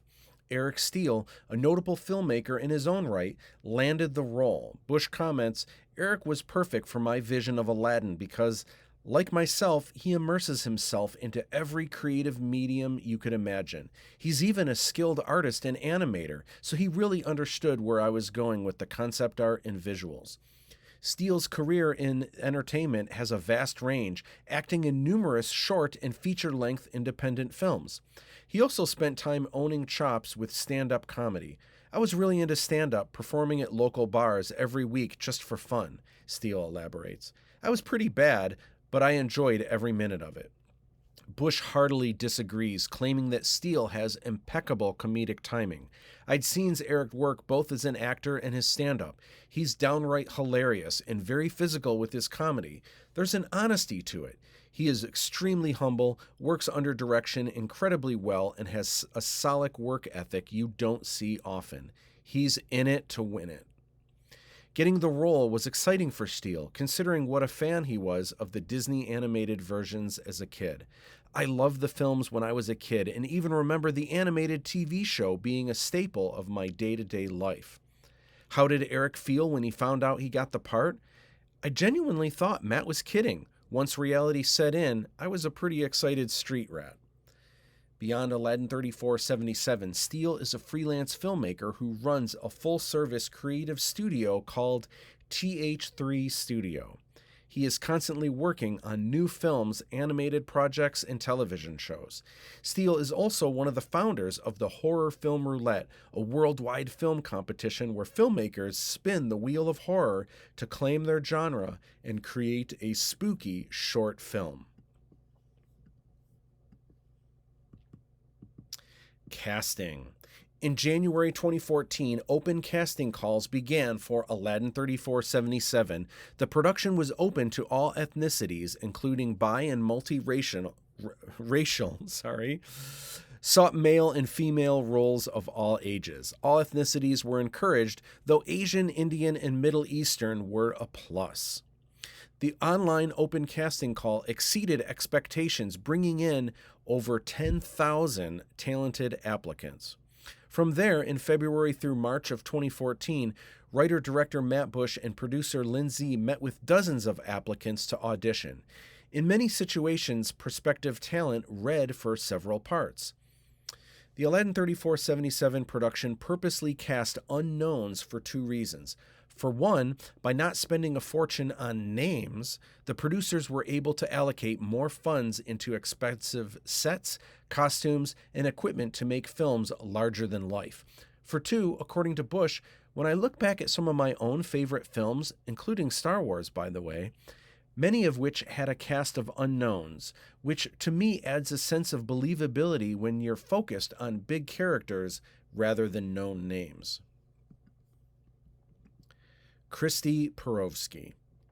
The first official Aladdin casting announced for Aladdin 3477 was the lovely and talented Christy Perovsky, who portrays Princess Kamala. Christy had been modeling since she was 11 years old and acting since she was 14. Christy had previously been in a number of studio movies like Whip It, starring Drew Barrymore, and Real Steel, starring Hugh Jackman and Evangeline Lilly. Christy was one of well over 1,000 women from around the world who had submitted to the Aladdin 3477 casting call, about a dozen of which auditioned for the role. Christy comments on the experience. I went in not knowing much of what to expect, and I didn't know who Matt Busch was. I treated it like every other audition, was just myself, and the producers made me feel very comfortable. How did Christy react upon learning that she had nabbed a role cast as the Princess of India? I was at work when I found out. I was speechless, and it didn't sink in right away. Finally, on the way to my car after work, I did the happy dance. This excitement stemmed not just from landing the role, but Christy's early childhood obsession with Aladdin. Yes, I am a fan of the Disney version, shares Christy. When I was young, I must have watched the movie 100 times. I also had a small carpet I'd sit on, imagining it could fly like in the movie. How does Princess Kamala differ from Disney's Princess Jasmine, other than the princess in Aladdin 3477 being from India in 1,500 years in the future? Christy offers some insight. I'd say my character is a bit sassy and smart, but falls for bad boys. I can relate to my character in those aspects, so I feel I'll bring realism to her that other young girls can relate to. One of the things that impressed us with Christie, adds Busch, is her professionalism and dedication to the craft of acting. This girl worked nonstop to do all she could for this character. Everyone is going to love her. A young Christie channeling her early princess skills, riding on her imaginary carpet through a whole new world. Cast and crew were treated to exclusive shirts to have commemorate the first summer they would have worked on the films. The casting call for Aladdin 3477 had over 10,000 applicants submitting headshots and resumes in hopes to audition. Aaron A. Golomatis, cast as the mysterious Jinn of Wisdom. Aaron Golomatis, a.k.a. Aaron G., an award-winning music and video producer, as well as a professional voiceover voice actor. He's also the founder of the band Omni, Aaron G TV, and Independent Music Media. Unlike the rest of cast and crew who auditioned, writer-director Matt Busch claims the role of the Jinn was written with Aaron Golomatis in mind. Busch elaborates, one of the biggest hurdles of doing this live-action version of Aladdin was how to approach the infamous genie. I wanted something new and fresh for the character, and for years that was a roadblock in pushing the films forward. That all changed the day I met Aaron. He was actually one of the very first people I ever told about the project, way before it was announced. I knew if I didn't have Aaron on board with this, I didn't have Aladdin 3477. So what exactly makes the Jinn of Wisdom different from a genie? Keeping an element of mystery, Busch reveals the Jinn isn't a goofball. He doesn't appear out of blue smoke, and he never breaks out in song and dance. While Busch is a fan of Robin Williams' Genie, he didn't want to compete with it. I wanted to try something completely different with the character, yet just as intriguing. This story is for a far more sophisticated audience. This Jinn has thought-provoking material I hope audiences will take home with them. Golomatis adds, this isn't like any Aladdin tale you've seen before. There is real depth to these characters. It's one of my favorite kind of stories, an important lesson of perspective. On one hand, a classic rags to riches fairy tale. At the same time, Aladdin is an epic adventure of a seemingly ordinary person with the potential to change the world. Who doesn't love that? Right? Jerry Hayes. Kaleidoscope Koi Entertainment announced early that actor Jerry Hayes would be playing the part of Sultan Shivali. Jerry is a well-respected actor in the community, comments Matt Busch. He's so good, and he definitely brings class to the films. Hayes observes, I enjoyed the Tim Burton live-action TV special. The fairy tale aspect of the Disney film brought so many joy, but for my own creative expression, Matt's vision was perfect for an actor like me.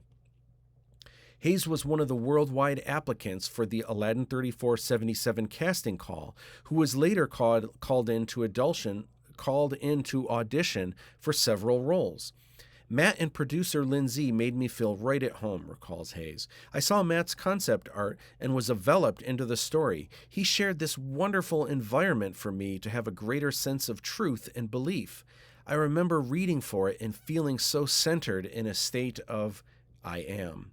Originally, Hayes was eyed for a smaller role, but his audition proved otherwise. Lindsay comments, after watching some of Jerry's previous movies, we knew he was incredible, but his read was so good. We had him read for the Sultan, a much larger role.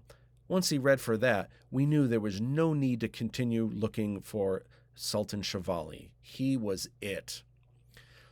The Sultan of Aladdin 3477 is a much deeper and noble character than that of previous incarnations. Hayes describes, Sultan Shivali is a strong, smart, and visionary leader. The aim is to give audiences a compelling and entertaining experience. Prior to Aladdin 3477, Hayes was part of the rotating cast for Lee Martin's The Midnight Hour TV series. He also starred in the films Getting Out, Into a Dark Mind, Moving Parts, and Bianca, based on the best-selling book. In addition to acting, Hayes also directed a TV pilot called The 10th.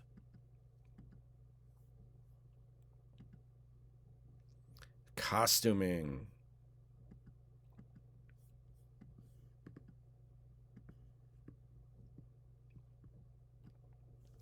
Haley Ambrosio, Jerry Hayes, and Haley DeCoste during a trial costume fitting. During this time, the Taj Mahal throne room set was under construction, and the actors were needed to take measurements for a unique throne that would sit the three of them. Wardrobe supervisor Betty Celesto organizes the growing collection of costumes at the Kaleidoscope Koi soundstage. A giant pair of armored legs for the Red Star sit in the production office. When not in use, the legs had to be labeled left and right so crew would be able to help actors get into the appropriate stilt. The dressing rooms were really just bathrooms, but an added star can help make anyone feel like Hollywood royalty.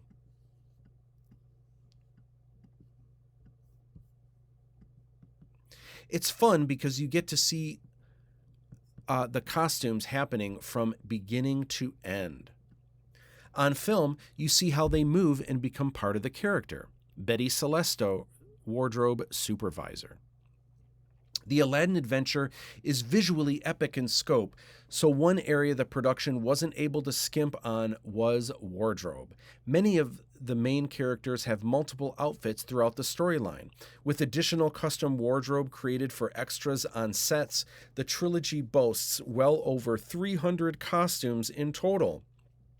The variety of wardrobe is super vast, ranging from futuristic armor to ethnic fabrics. Because the films take place throughout India and Asia, and in the year 3477, incredible care was put into every detail. In some cases, director Matt Busch purchased authentic clothing from overseas to really sell the exotic look he was after. In other cases, custom wardrobe was created entirely from scratch, fabricating unique outfits from the year 3477.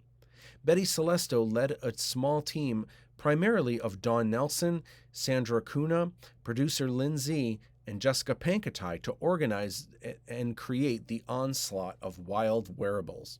Lindsay describes the process. It works best if Matt draws the original concept. Then I can look at it. With what I know of fabric and foam, we're able to deconstruct the fabric and figure out what's possible within our skill set range and timeline.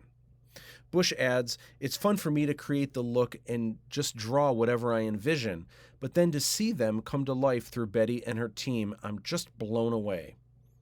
Cameron Turner tapes an armored leg piece of a Kong Cham trooper, readying it for paint. Producer Rick Veers and Lindsay Will assist Saria McNally, Lian Hua, with hiding a lav mic in her ornate costume. Matt Busch takes a photo of Lindsay Perovsky, Princess Kamala, for continuity during her final hair, makeup, and costume fitting. Lindsay comments on Kamala's many elaborate outfits. Wait until you see this girl decked out in some of the exotic dresses for the film. There's a certain standard needed for stunning Disney princesses, Star Wars princesses, and even Aladdin princesses of the past.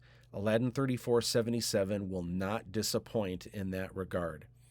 This unique outfit for the Princess Kamala was created from scratch by Betty Celesto and Lindsay.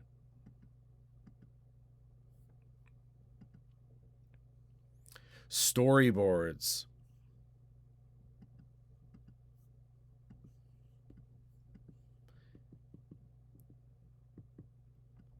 This stack of pages is the storyboards for just one of the opening action scenes in the Aladdin 3477 film.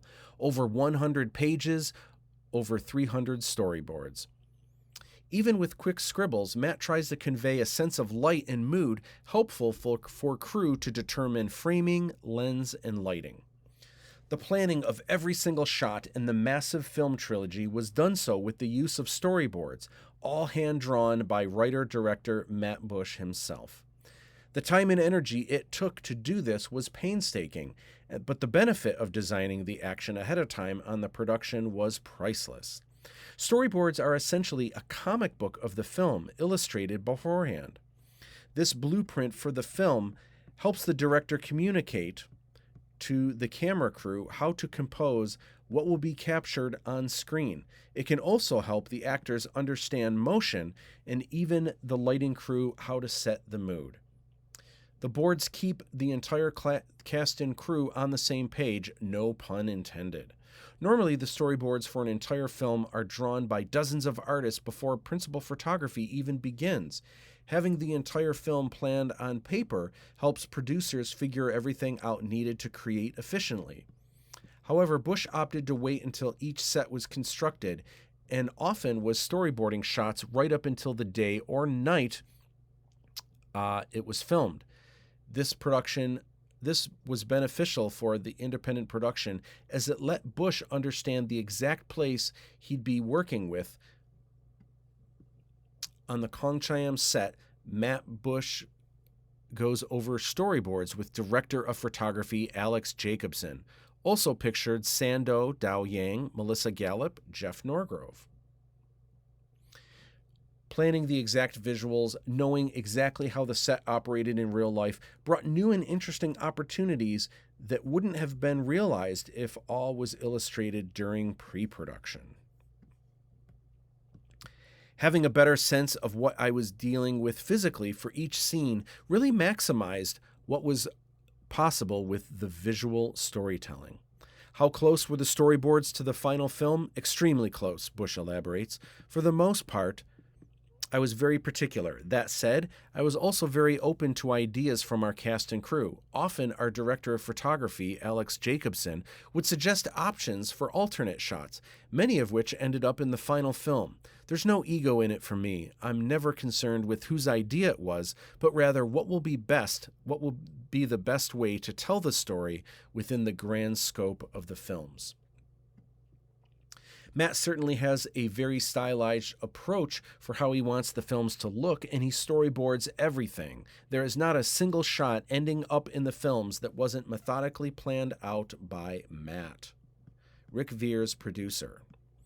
When cast and crew review the storyboards, it's like reading a comic book. A random selection of storyboards from the first film. A plethora of storyboards and other concept art will be included in the upcoming art book, Aladdin 34, The Art of Aladdin 3477 hardcover art book.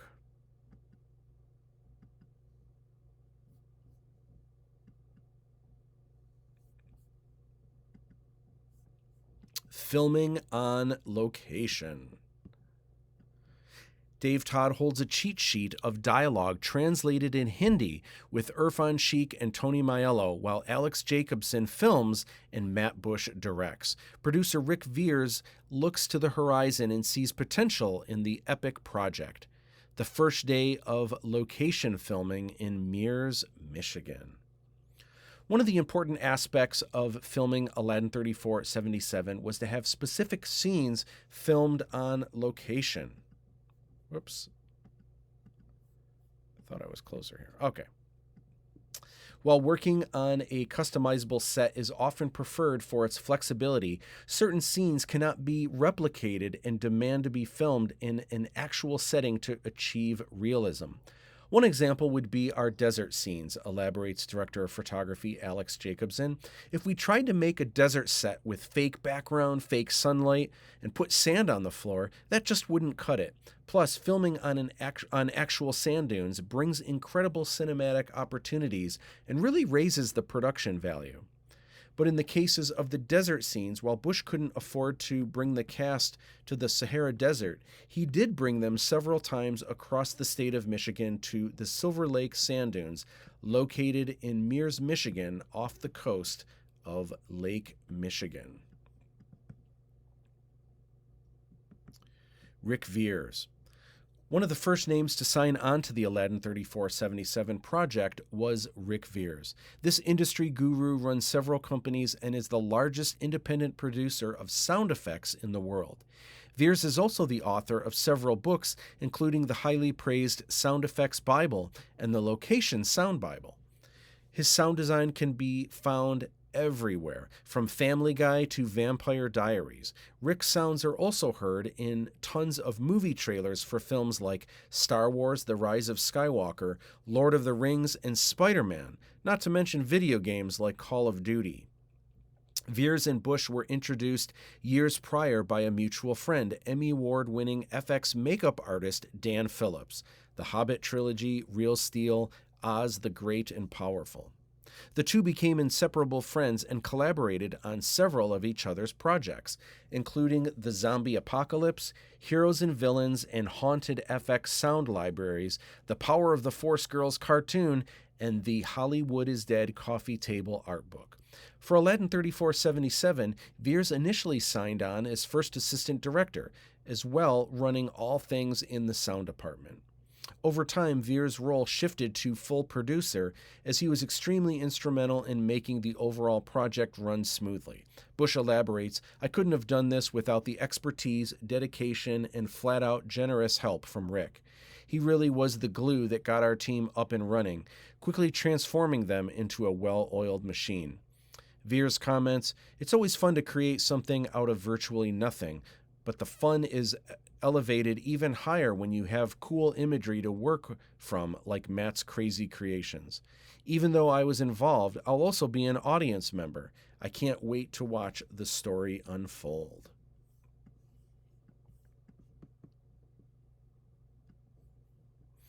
Irfan Sheikh, Pradeep, and Tony Maiello Harshad, with the crew Alex Jacobson, Matt Busch, and Brandon Overdorf.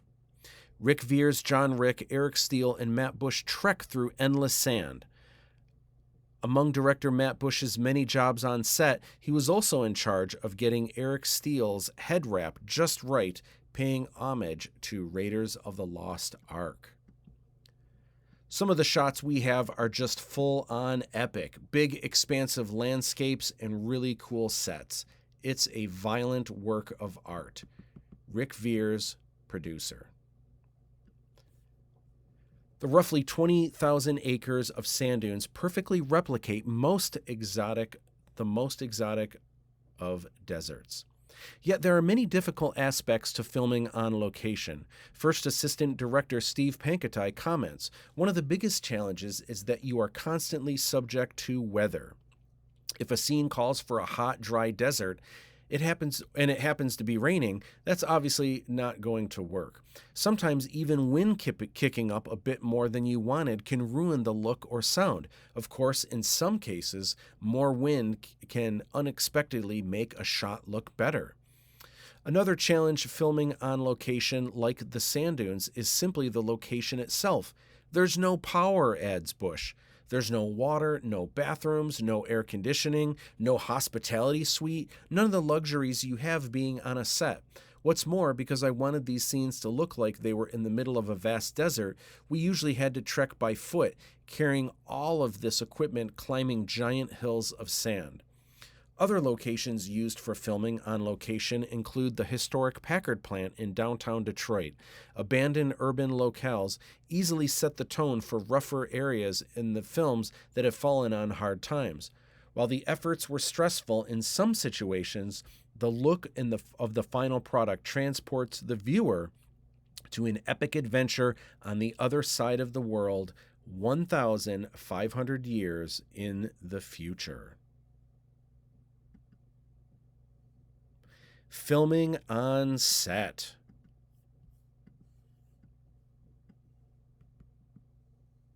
The Kaleidoscope Koi Soundstage in Clinton Township, Michigan, a 4,500 square foot industrial space converted to film all of the Aladdin 3477 interior sets. The largest and most expensive aspects of filming the Aladdin 3477 trilogy was bringing the world to life on sets. The key to making this happen was writer-director Matt Busch renting a 4,500 square foot industrial unit in Clinton Township, Michigan, with the help of family and friends, transforming the facility into a full-service soundstage. Dubbed the Kaleidoscope Koi Soundstage, named after Busch's production company, the renovated studio featured a production office, wardrobe workroom, foyer with coffee station, AV equipment room, set building workshop, green room hospitality suite, upper mezzanine prop building stations, 2 bathrooms, and a giant soundstage with garage door access.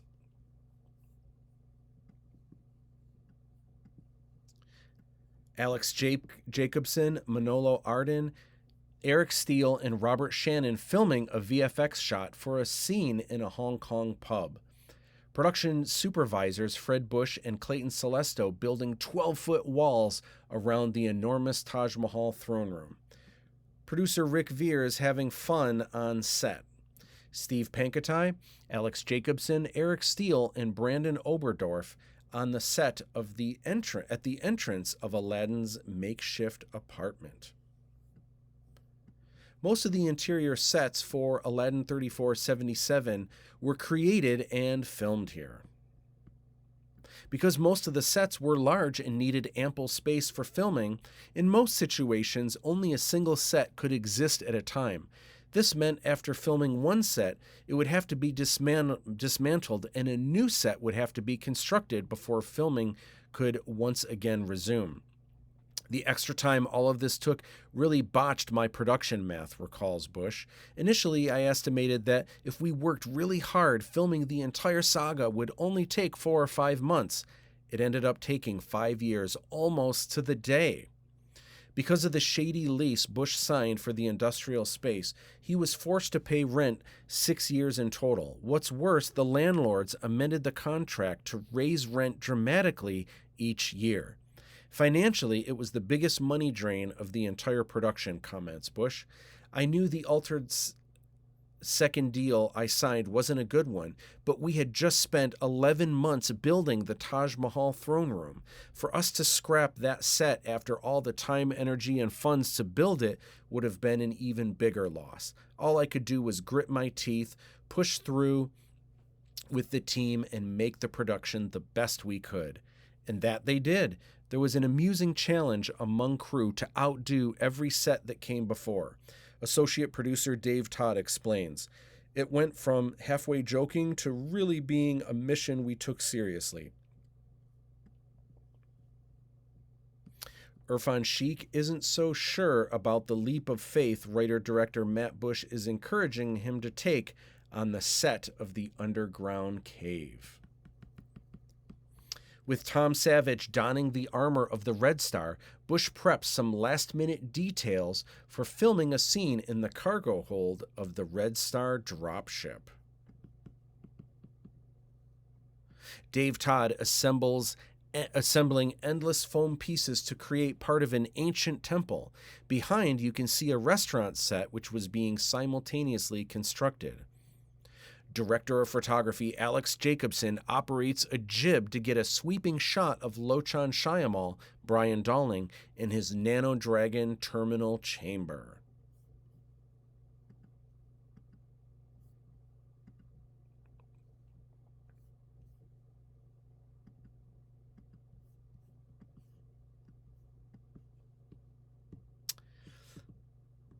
We were impressed and proud of our sets, but we kept asking, how can we possibly top this one? Somehow we always did. They just got bigger and more elaborate each time. Some of the standout sets seen in Aladdin 3477, The Jinn of Wisdom, that were filmed at Kaleidoscope Koi Soundstage include the Darshana Shailaja Temple, the underground cave and Dipali Chamber, the Taj Mahal throne room, plus additional hallways and a docking chamber in the Taj Mahal, Lochan Shyamalan's Nano Dragon lair, a Hong Kong pub, Aladdin's makeshift apartment, the Red Star dropship cargo hold, Princess Kamala's dressing room, and more. Production designer Fred Busch airspray paints the interior hangar of Aladdin's makeshift apartment at the Kaleidoscope Koi soundstage. The construction of the Dipali Chamber set involved cutting thousands of rocky brick pieces out of foam, which were then drilled into giant wooden frames and covered with drywall mud before painting several times over. The hope is audiences never notice the work, rather just accept it. The bittersweet truth crew often joked about was, if no one notices our hard work, we've done our job right. Pictured, Jason Lonham, Matt Busch, R.J. Kazowitz, Alex Jacobson, Dave Todd, Steve Pankatai. The crew take a quick break outside the rear lot. Pictured, Lindsay Will, Justin Toney, Steve Pankatai, Rick Veers, Harrison Berger, Aladdin Jacobson, John Rick, Matt Busch, Eric Steele, Stephen Cahoon, Lindsay, Betty Lou Celesto, Manolo Aron. Crew often shift around to whoever was available at any given time to help get the job done. Below, actor James Polony helps run the boom mic on the set of the Taj Mahal.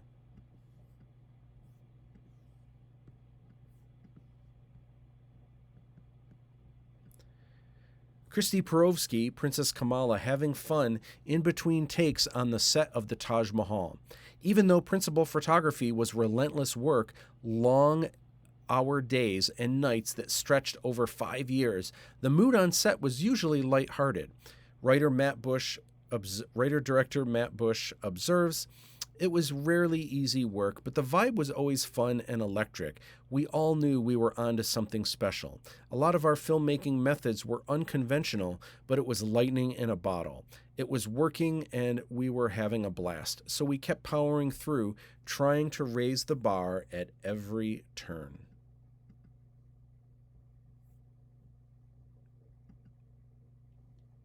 Filming outdoor sets.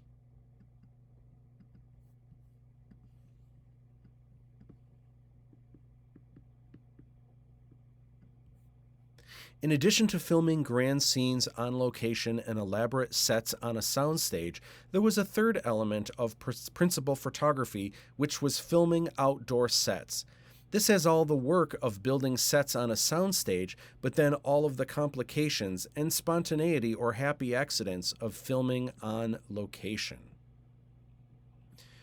You're working under weather constraints, comments associate producer Melissa Gallup, and also basic needs like water and electricity. These basic needs can be challenging enough filming in a remote location, but then going further and running an entire makeshift set that's outside somewhere, that's a lot to juggle. As well, anytime a set was constructed in a public or even property-owned location, filming permits from a city or state were usually needed. To secure a film permit, one also needs a filming insurance for a location with a policy that covers $1 million US. The biggest challenge in planning an outdoor set? Security. As an example, the production crew knew they had access to film in the parking lot at the Kaleidoscope Koi soundstage and used it often to film skysail blue and green screen shots. However, for sets that would take weeks or even months to build, how would a freestanding set in a public parking lot stay secure overnight or any given day when the crew wasn't there? The only choice Busch had was to build outdoor sets in his own backyard, as well as the backyard lot at production designer Clayton Celesto's residence. The life-size skysail had to be moved physically for numerous sets and locations. To do this required 9 or more people. Pictured, Clayton Celesto, Alex Jacobson, Daniel Khalil, Alex Stryker, Brandon Slicker, Brandon Wilson, David Kasawa, Cameron Turner, Dave Todd.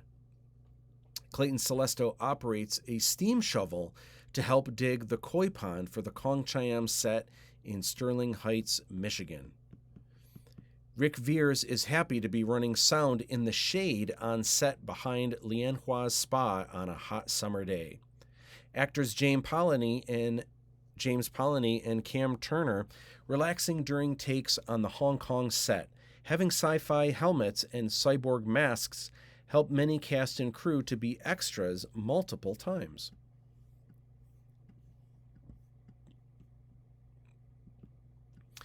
Matt Busch getting animated, directing Lindsay Umi filming an action scene.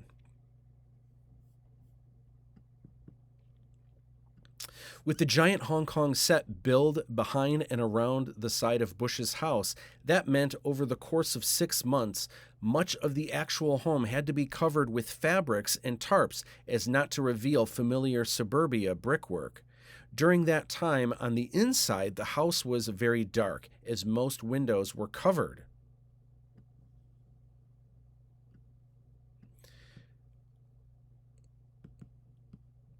Production associate James Polanyi comments. To keep outdoor sets hidden and safe from the public, Matt would say screw it and just start building in his own backyard. The large Hong Kong marketplace, which was built in Busch's backyard, as well as a portion of the city of Cham, which was built freestanding on Celesto's property, took 4 months to build each. In fact, trouble arose near the end of constructing the Cham set. Explains Celesto, we were days away from finishing the set and had about 1 month of filming to do. The set was mostly hidden on my property, but apparently someone driving down the road caught a glimpse of the trees. We'll continue that on the next page. We wanted to make large-scale, amazing sci-fi movies. We pulled influences from George Lucas, obviously, but really all the great films that have stood the test of time. Tony Aiello Harshad taking a break on the backlot at the Kaleidoscope Koi soundstage. One of the difficult tasks during filming was the constant juggle of a life-size sky sail, a 22-foot-long hovercraft. Not only did the set piece have to be consistently moved to sets or locations where it needed to be filmed, but it also needed to be consistently moved out of the way as it took up quite a bit of space on the soundstage.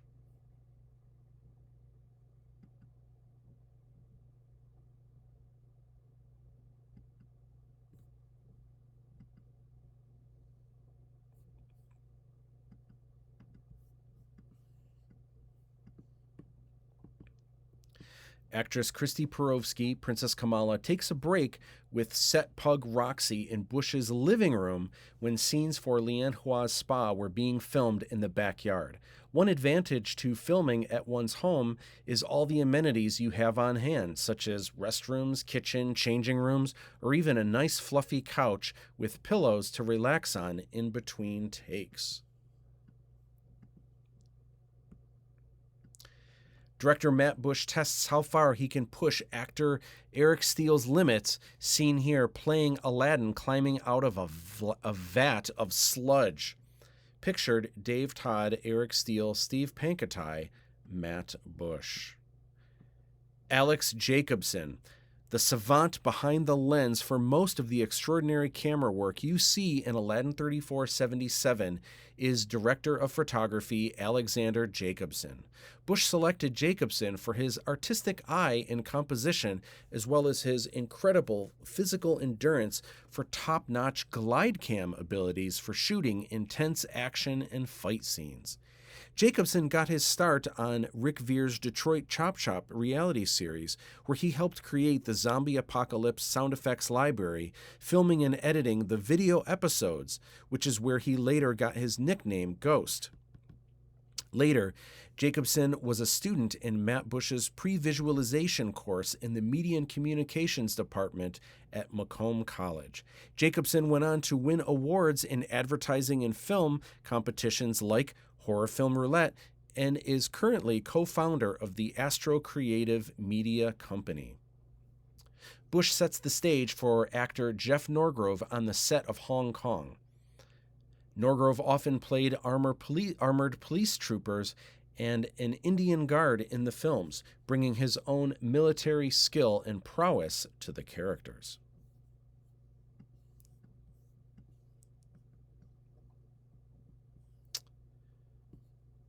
Let's see here somewhere. Oh, this is continued from the double-page spread before. And didn't like what they saw. They called the police, who came and informed us we had 4 days to dismantle the set we had just spent 4 months building. All seemed doomed until the police officer casually mentioned, unless, of course, you secured a film permit, which, of course, they did. Recounts Busch, "It's funny, we had to get a city film permit with $1 million insurance policy just so we could film in our own backyard." A look at the Kong Cham set from above. With winding corridors covered by tent-like fabrics, the outdoor set was subject to weather elements.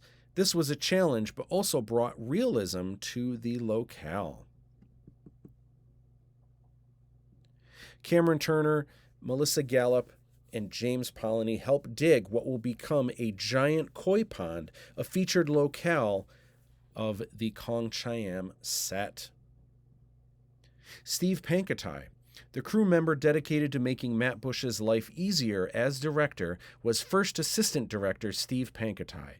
An award-winning and Emmy-nominated filmmaker in his own right, Pankotai managed and coordinated Aladdin 3477 cast and crew to ensure each shoot ran smoothly. At times, he even covered duties as director of photography in the rare instances Alexander Jacobson wasn't available. Pankotai began his studies at Macomb College. Under the advisement of Busch, he also became an intern at the Rick Veer's Detroit Chop Shop during the creation of the Heroes and Villains sound effects libraries, where he got the nickname Oz. Then completed his bachelor degree from Central Michigan University. Pankotai began working on Aladdin 3477s as a behind-the-scenes videographer, completing over 30 soon-to-be-released videos. He later shifted to a role more dedicated to the actual trilogy. Today, Pankotai is a professional video editor and gaming writer. At times, the production had a full set of crew hands, each fulfilling a specific role. Other times, it was just Matt, Ghost, and I running around filming a movie. Steve Pankotai, first assistant director. Below, just days before filming had completed on the Kong Cham set, a massive windstorm came through and tore the set down. Had this happened in the midst of our filming dates, it would have been a disaster, comments Busch. Not only were we lucky that it happened when it did, it actually helped save time dismantling the set after completion. Stunts. Martial arts.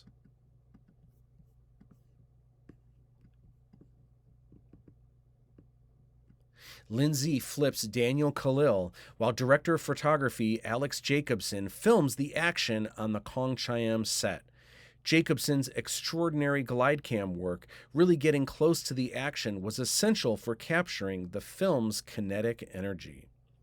Brandon Wilson takes a break from intense action playing a klepto runner on the set of Aladdin 3477. Aladdin uses his bare fists against a heavily armored Kong Cham police trooper, Patrick Nordstrom, on the Hong Kong set. What would an adventure film be without the action? For writer-director Matt Busch, having high-intensity chase scenes with impressive fighting was key. Normally on an independent film, you don't see many stunts or action because having stunts, wire work, explosives, or even professional fight choreography is super expensive. However, Busch was determined to make Aladdin 3477 a trilogy of films that would rival thrilling action scenes you'd see in a big-budget studio picture. Stunts were tricky, comments production associate Cameron Turner, as all of the actors performed their own stunts. In most cases, we didn't have extra costumes or wigs customized for doubles, so we had to work with what we had and who we had. Busch took that into account early on when casting. He elaborates, "With Eric Steele, who plays Aladdin, I knew I needed to cast someone who would be really game to commit to the action and casually brush off scrapes and bruises. He really brought his A game, and to be honest, so did the rest of the crew. It was common on set to have lots of foam and other means of protecting actors with stunts. Production associate David Kasawa adds, "My favorite was using inflatable mattresses. We used them often, sometimes doubling them up on top of cardboard boxes, rubber mats, and extra foam." To help with top-notch martial arts fighting and choreography, producer Lindsay reached out to several of the sensei, senpai, and chief instructors in the Zenbai Botoku Kai International Martial Arts Organization. In particular, the Romanelli's International School of Martial Arts was extremely helpful. We were incredibly lucky that no one was ever seriously injured during the filming of these movies, comments First Assistant Director Steve Pankatai. At times, the biggest danger wasn't the stunts or the fighting, but the location. Such locations were many of the abandoned buildings and factories that the crew filmed in. We'd be on top of the floor of a giant 5-story factory with random holes or broken ledges dropping off all the way to the bottom, adds Director of Photography Alex Jacobson. It was scary enough for cast and crew to be just walking through there, let alone filming intense action scenes.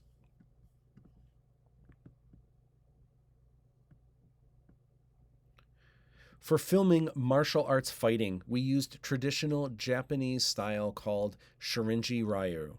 Lindsay, producer. Smack! For anyone wondering if the slaps in Aladdin 3477 are real, enjoy this still frame of Eric Steele, Aladdin, getting struck by Cassidy falling. Jolly. Cameron Turner braces the backside of a wall so Brandon Slicker won't actually get kicked through it. A klepto runner, Dave Todd, gets a blaster rifle kicked to the face, courtesy of Umi, Lindsay. Lindsay.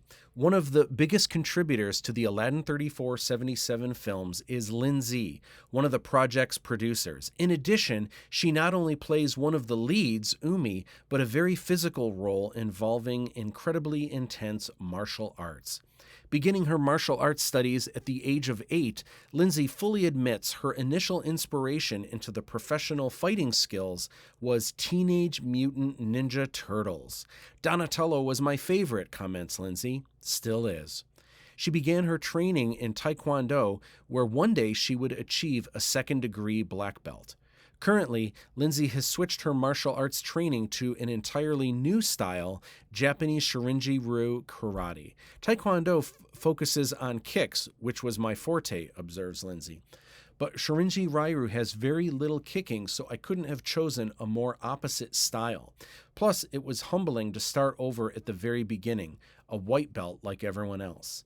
Having studied these new techniques at the Romanelli's International School of Martial Arts, Lindsay advanced very quickly over the years. So much so, in 2014, the organization awarded her Martial Artist of the Year. Lindsay exclaims, "I was so shocked, but I couldn't have been more honored. Martial arts is about so much more than fighting. It's a disciplined way of life, infusing mind, body, and soul."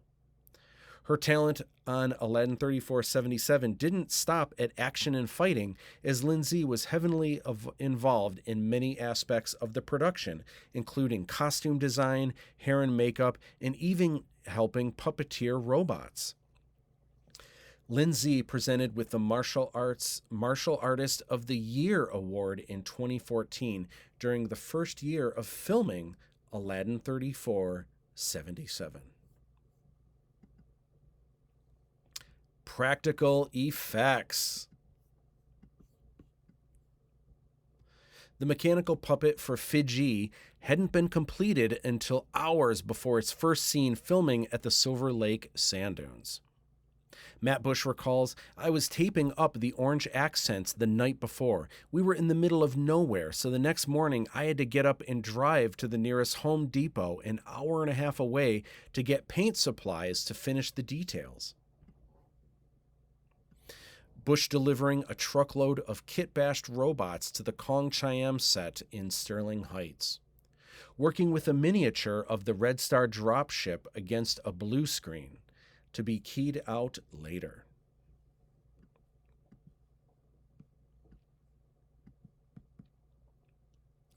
One of the most impressive aspects of the Aladdin 3477 motion picture trilogy is its use of practical effects. Where most modern sci-fi and fantasy films rely heavily on 3D animation, director Matt Busch was insistent on filming as much as they could in camera. Having grown up with the 80s golden age of Lucas and Spielberg visual effects, Busch was eager to immerse himself in the magical, practical effects that inspired him as a child. This meant having to build an onslaught of robot puppets, props, full-size sets, miniatures, and more.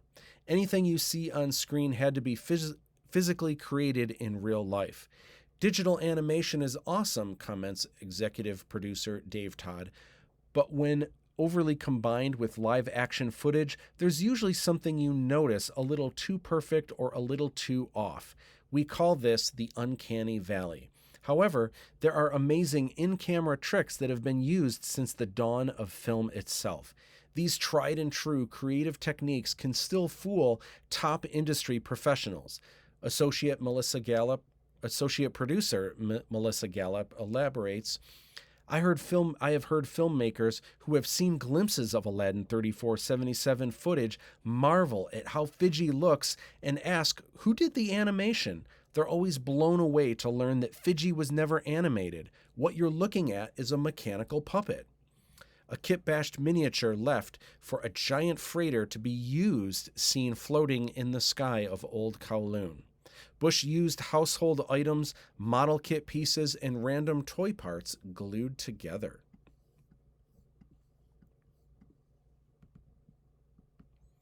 Most of the things you see are hand-done, so they have a certain quality about them. That's part of what makes these films so charming. The kinds of practical effects used in the production range from miniatures to puppets to split screens and green screen techniques. Busch adds, by filming actual items, people, or puppets in actual environments, audiences are observing real objects with real light and shadow that move in a realistic way. It looks real because it is real. The Aladdin 3477 films are honestly a masterclass on classical practical effects, boasts first assistant director Stephen Pankatai. We used every trick in the book. Steve Pankatai operates the Fiji mechanical puppet from underneath the skysail, while Alex Jacobson films wearing a glide cam arm stabilizer vest. Melissa Gallup tapes accent stripes onto a servoid robot seen in the background. The Darshana, portrayed by Lindsay, was one of the most complex characters to film, combining part actress, part puppeteering, part remote control, and part compositing all at once. A kit-bashed helmet for a mysterious character, a mini macro lens was placed on top of a red LED light to create a unique effect. Digital VFX.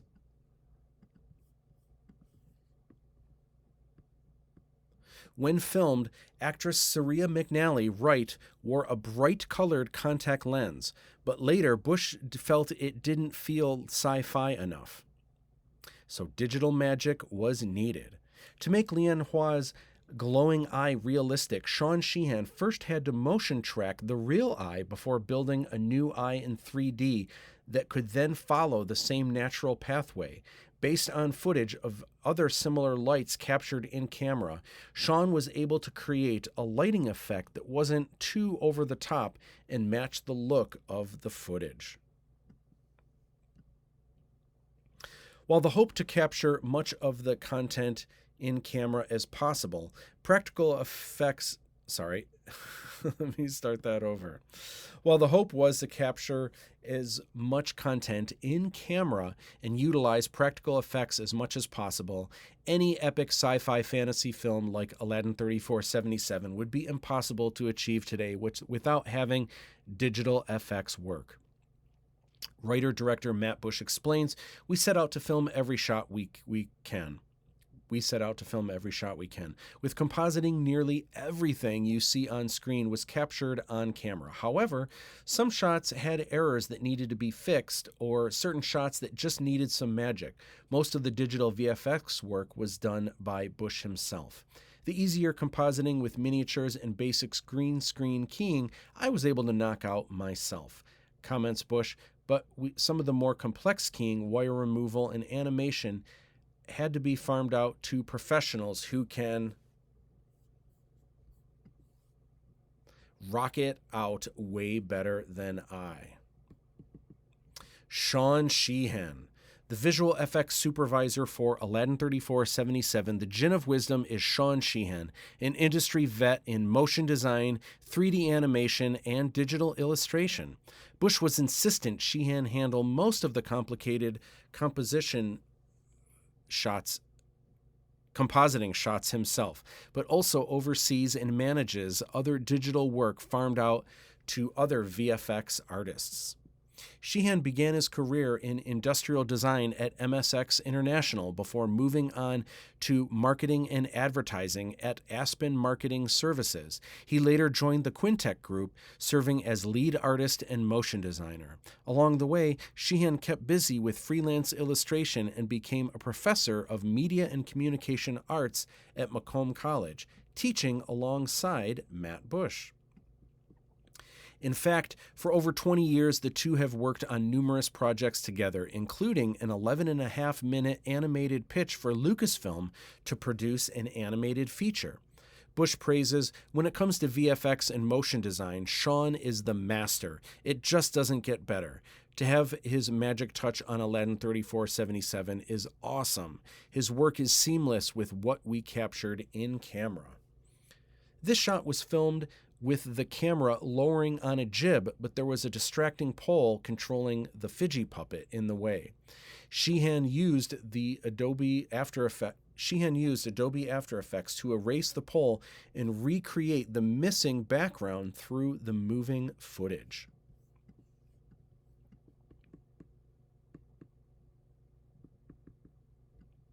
Above, left, and right.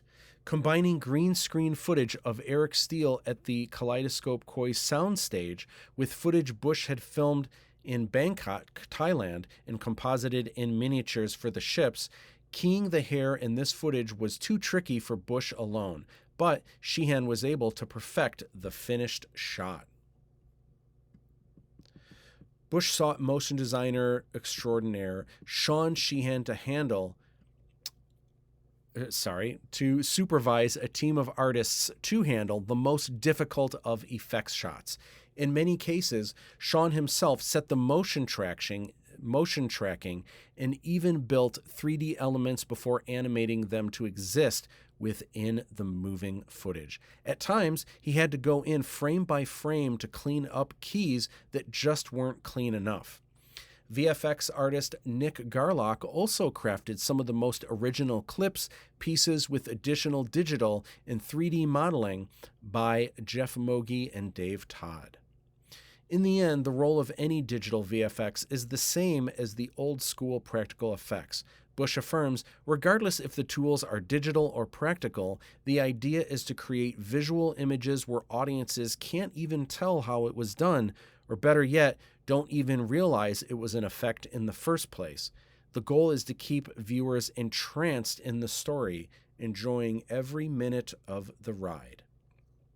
Below, left and right, more often than not, most of the 3D animation in Aladdin 3477 was utilized to fix mistakes rather than creating something new. For example, when the shot below was filmed, there was an oversight with continuity. The only way to fix such a blunder was to recreate it with 3D.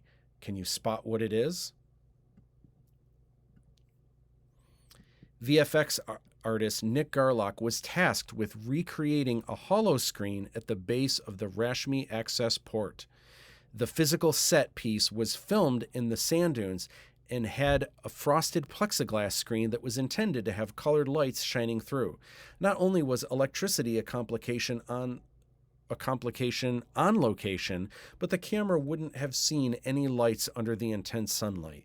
The fix was to have lights replaced with digital hologram effects, which gave Garlock the opportunity to create original animations using Khmer, the language used in the Kingdom of Cambodia.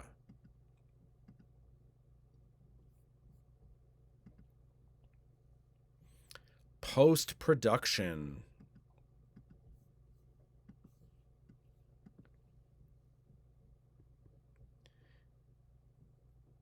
Standing opposite the movie screen in Matt Busch's home theater are life-size statues of C-3PO and R2-D2. This is where Busch hosted cast and crew to view rough edits, but also mastered the film's color and sound. Busch's dog Kip takes an interest in editing a scene aboard the Red Star dropship. Producer Dave Todd lends a voice during the ADR process. Below, Busch directing R. Wolf Baldessaro recording ADR lines as the Klepto King. Anything happening once cameras stop rolling and principal photography has completed is the third phase of filmmaking, post-production.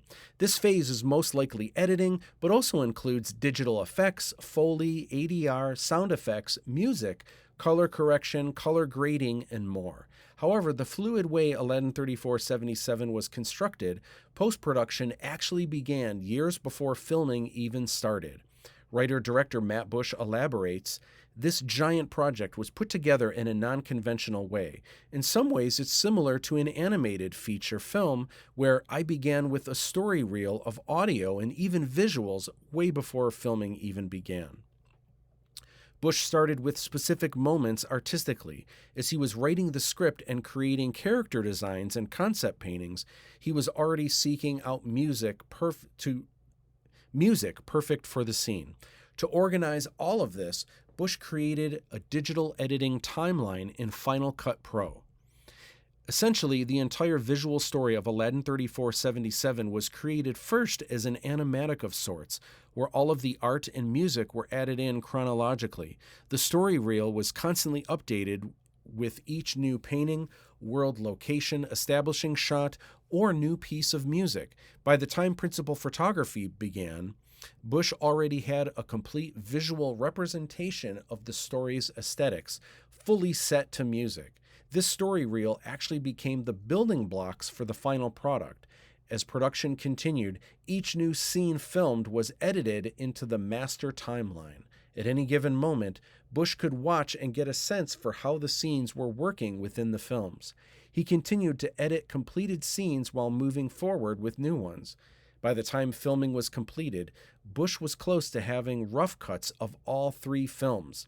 The first rough cut of the first film, The Jinn of Wisdom, was 2 hours and 45 minutes long. According to Busch, that's way too long. Even I don't want to see an Aladdin movie that's 2 hours and 45 minutes. The trick was to get the final cut just under 2 hours. Aiding Busch in the process was associate producer Dave Todd. Over the years, the two streamlined the final cut of the first film, getting it to a breakneck pace from beginning to end. Dave Todd comments, "Because we weren't on a tight deadline like most films, we were able to take our time, having the luxury of sleeping on a particular scene and coming back fresh weeks or even months later really helped us envision how first-time viewers would take it in." One of the tricky aspects of post-production is the ADR, automated dialogue replacement work. At times, with completed footage, the sound isn't quite right or the mic picked up interference from wind. The ADR process brings actors and actresses back to the studio to re-record their lines matching the footage. The process is tedious, but the sound is super important and half of the audio-visual movie experience. We spend a lot of time making everything looking good, so it only does it justice to spend just as much time making the sound amazing, comments Busch. Between the awesome music that really carries the pace and fantastical sound effects that bring you to another world, as much as this is a visual feast, I wanted to make this candy for the ears as well.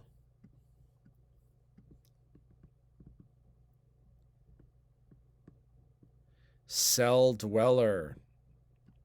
Early in the production, it was announced that featured music in Aladdin 3477 would be from fixed recording artist Cell Dweller, one of 3 highly regarded music outfits by multi-instrumentalist Clayton, also known as Circle of Dust and Scandroid. Clayton's music can be heard in feature films and movie trailers such as Deadpool, John Wick, and Suicide Squad, and video games such as Call of Duty and Assassin's Creed.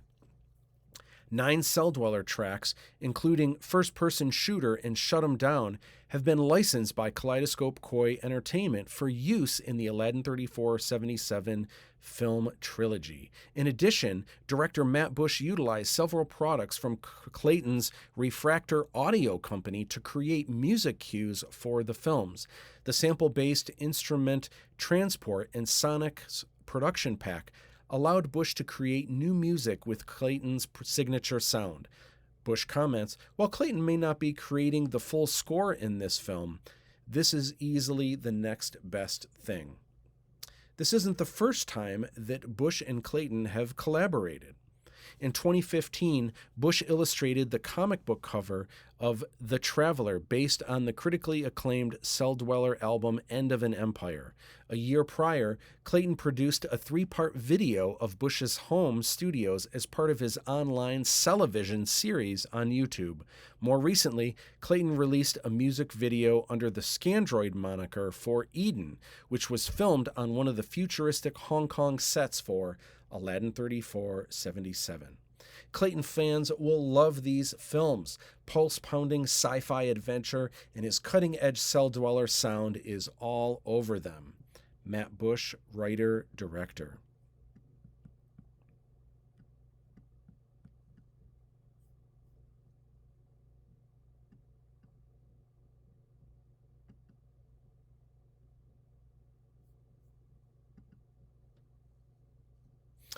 Around the World, Aladdin 3477.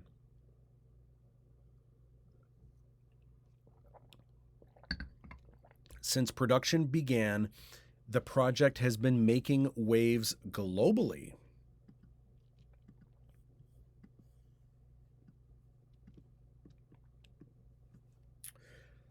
The first full-size Aladdin 3477 teaser poster, the Fiji patch, Eric Steele interviewed live on WXOU 88.3 FM radio. The Jinn of Wisdom block figure Megan Mueller prepares for con season with her custom-made Bredge cosplay. The first 5 Fiji designer toys, Kamikaze X Manolo Aran during a music festival in Mexico City, donning a Fiji shirt, newscasters on WDIV TV showing off some Aladdin 3477 swag.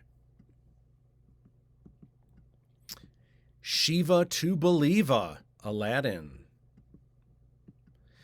Actor Eric Steele at the Lego store in Disney Springs, Orlando, California. Roxy the Crew Pug at Kaleidoscope Koi Soundstage, the Lochan Shyamalan enamel pin, actor Brian Dowling donning Lochan Shyamalan threads for promo photos shot at TH3 Studio in Utica, Michigan. The J-Pop Fiji shirt, the Lego-style Princess Kamala block figure with laser taser, also comes with hood, alternate head, hollow blueprints of the Taj Mahal.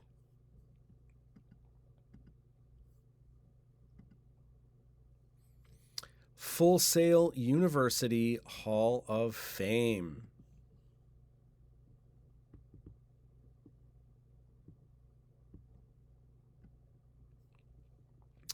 In 2015, select cast and crew from the Aladdin 3477 production took time for a brief promotional tour, taking them coast to coast across the United States.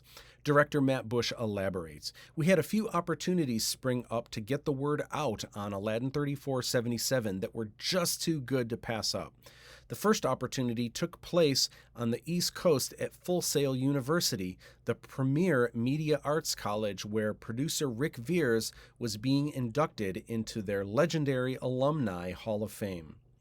Over a dozen Aladdin 3477 cast and crew members made the trip to Winter Park, Florida to support Veers. During the eventful week, Veers, Busch, producer Lindsay, and actor Eric Steele Aladdin participated in several panels and workshops on different aspects of filmmaking.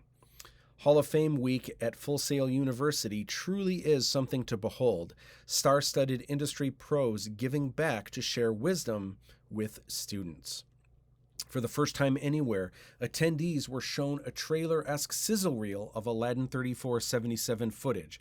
Students were also treated to a nice freebie, the very first Aladdin 3477 teaser poster, and have it signed by cast and crew.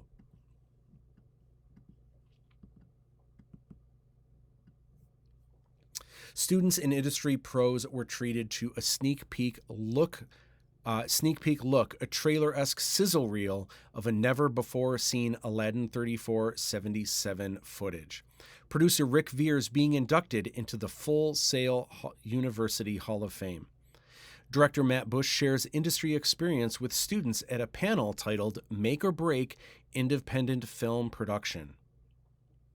After Busch was asked to share the best advice he was ever given, Full Sail shared the quote and the source over Twitter.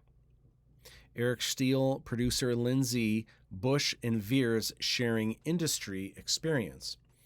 Full Sail University tweet, "If you want to soar like an eagle, don't hang around turkeys." Matt Busch's mom, hashtag Full Sail HOF.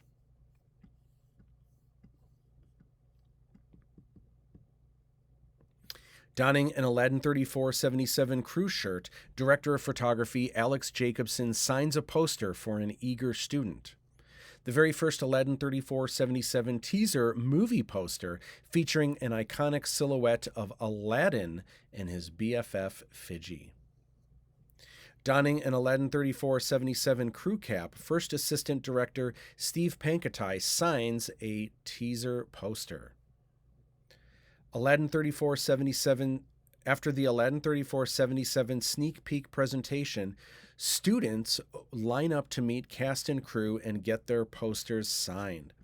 Veers, Steele, Z, and Busch try to keep up signing posters for the impending line. The events went over incredibly well, and there was a definite buzz not only among students but industry colleagues. However, Busch was careful not to reveal too much too soon. "I knew back then that it would be years before the first film would be ready." Busch comments, "I didn't want to get too much hype going to where people would later have lost excitement by the time we did need to make a splash." The Hall of Fame event week at Full Sail University is just incredible. Sharing, learning, and gratitude. I'm so jealous I didn't go to this school. Matt Busch, writer-director. Busch and Veers enjoying some downtime riding on the Hall of Fame tour bus en route to a private party at the Hard Rock Hotel in Orlando, Florida.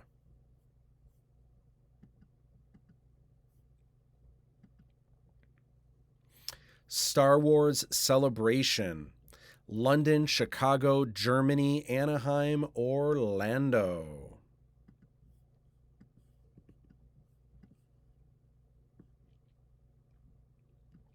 James Polony gets blasted by Alexander Jacobson's imaginary t-shirt launcher as Jessica Pankatai and John Rick watch on. Cam Turner, Eric Steele, John Rick, James Polony, and Matt Busch say cheese in Chicago. Matt Busch, early footage with... Matt Busch, Alex Jacobson, Steve Pankatai were able to share early Fidji footage with BB-8 puppeteer Brian Herring, who was thoroughly impressed. Clone Wars, Mandalorian, Ahsoka director Dave Filoni with producer Lindsay. Star Wars fans and Disney fans are our prime demographic, so we wanted to utilize these shows to unleash first looks at our project. to our own existing Star Wars enthusiasts. Lindsay, producer. During the production, a group of cast and crew made several trips around the world for Star Wars celebration events that took place in Dusseldorf, Germany, 2014, Anaheim, California, 2015, London, England, 2016, Orlando, Florida, 2017, and Chicago, Illinois, 2019. These official Star Wars events were run by Disney and Lucasfilm, where both writer-director Matt Busch and producer Lindsay exhibited as official Star Wars artists. Producer Lindsay comments on bringing Aladdin 3477 to the fandom mix. Obviously, our movies are very inspired by Star Wars, and most people associate the Aladdin tale with the Disney version. Star Wars fans and Disney fans are a prime demographic, so we wanted to utilize these shows to unleash first looks at our projects to our own existing Star Wars enthusiasts. Star Wars fans at these shows were treated to new Aladdin 3477 teaser posters and even the first full-size movie poster. Cast and crew were also on hand to sign the posters, meet new fans, and chat about the production. Eric Steele never misses an opportunity to put some quick Photoshop skills to the test.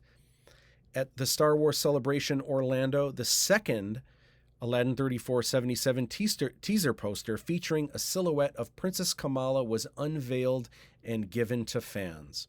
Actress Christy Perovsky and actor James Polany sign Aladdin 3477 posters and trading cards. Matt Busch quickly signs Aladdin 3477 posters in between signing Star Wars books, DVDs, and posters for fans. We've had lines wrapped around the booth. We've been signing autographs nonstop for hours. My hands have been getting sore. It's been amazing. Eric Steele, Aladdin. How was Aladdin 3477 perceived amongst attendees? Actor Eric Steele, Aladdin, states, I wasn't really sure what to expect. Everyone is obviously there to see Star Wars material. We were concerned that perhaps fans might not react well to something non-Star Wars invading their turf, but that was never the case. The reaction has been super amazing, and we've definitely struck a chord with our intended audience. I'm so proud with how it's been perceived, adds Busch.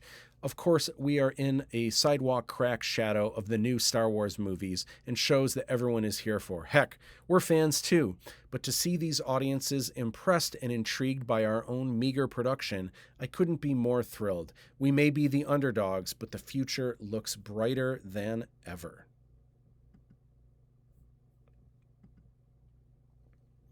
Hong Kong Business Awards.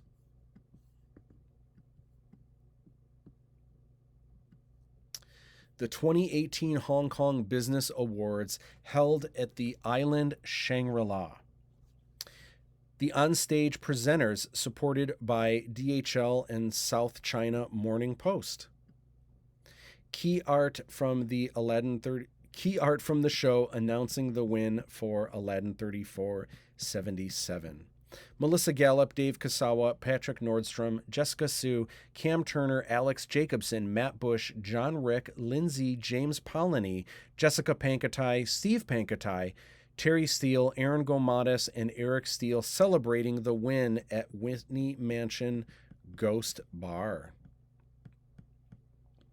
At the 2018 Hong Kong Business Awards held at the Island Shangri-La on April 14th of that year, Aladdin 3477 won for Most Anticipated Film Project. This was an incredible surprise to cast and crew as they were still neck-deep in principal photography. Early in the production, writer-director Matt Busch and producer Lindsay spent time in Hong Kong getting inspiration and filming background plates for where this futuristic Aladdin movie would call home. Some familiar with Disney's version of Aladdin might find it odd this street rat resides in Hong Kong rather than the Middle East. However, the original Aladdin tale from 1001 Nights actually takes place in China. Busch opted to split the difference and have the global adventure take place all over India and southern Asia. While the Aladdin 3477 cast and crew were not able to attend the actual event in Hong Kong hosted by APEC magazine, they did have an intimate celebration of their own at the historic Whitney Mansion Ghost Bar in downtown Detroit, Michigan. There, the trophies and awards from the event were revealed and shared with cast and crew. Nearing the end of the production, while filming alone took 5 years, the sometimes exasperating work this team had been going through deserved a nice pick-me-up. At the time, cast and crew were immersed in some of the grittier sets and dilapidated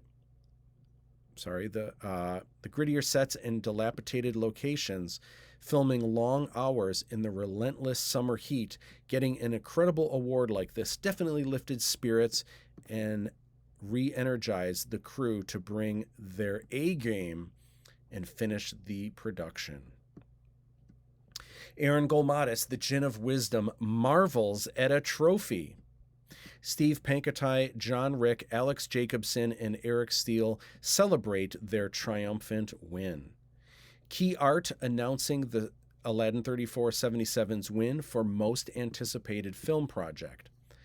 Steve Pankotai, Jessica Pankotai, Terry Steele, Eric Steele, Lindsay, Matt Busch, Alex Jacobson, David Kasawa, and Melissa Gallup arriving at the historic Whitney Mansion in downtown Detroit.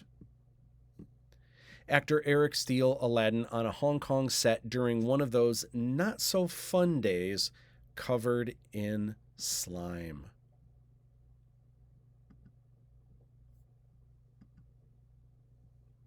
Kickstarter.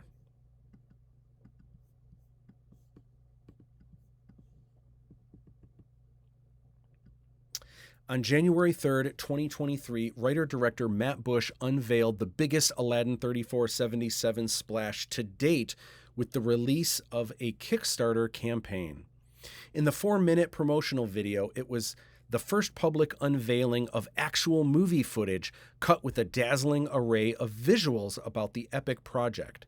In addition to spreading the word far and wide about Aladdin 3477, the purpose of the Kickstarter was to help raise funds to market and package the films for film festivals, distribution, etc.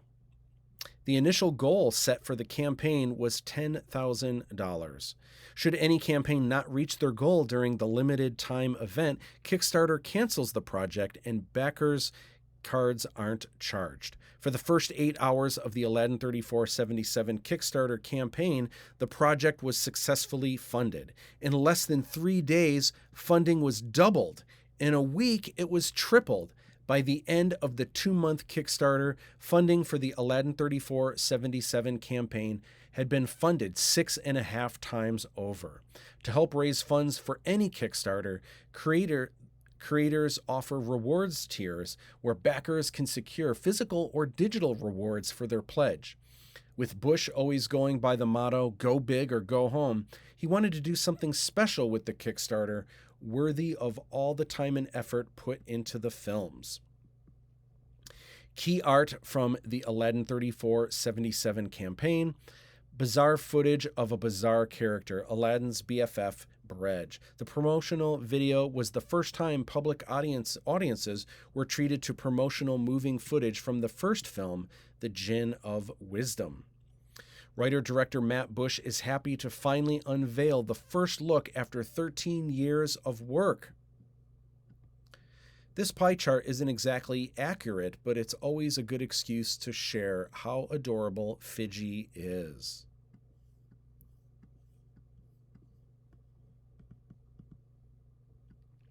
The promotional video for the Aladdin 3477 Kickstarter campaign was the first public look at Aladdin, Eric Steele, and Fiji up to no good on the streets of Hong Kong. The highest tier in the campaign, which granted backers an IMDb credit as an executive producer, were all sold out within a week. This limited number of backers were also treated to a private screening of the film, seeing it before any audience. It was important in marketing to stress that all 3 films are already in the can. It's not a situation where if the first one does well, then we'll make more. All three movies have been filmed and are on the way. Matt Busch, writer-director. Busch opted to do the reward tiers as swag boxes, where backers could get an array of items based on the new and exciting franchise. Because I'm really trying to build a brand, elaborated Busch, and there was so much cool Aladdin 3477 merchandise I was intending to make, it only made sense to break it down into 4 main swag boxes that would be delivered throughout the year, making 2023 the year of 3477. In addition to the 4 main swag boxes, there were additional reward tiers where backers could unlock In addition to the 4 main swag boxes, there were also additional reward tiers where backers could lock in even more deluxe items that would be included into the existing packages. Merchandise offered to backers included the official collector's edition souvenir book you're holding in your hands, t-shirts, Lego-style block figures, enamel pins, full-size movie posters, art prints, patches, magnets, glow-in-the-dark wristbands, Fiji designer toys, snapback hats, keychains, and more.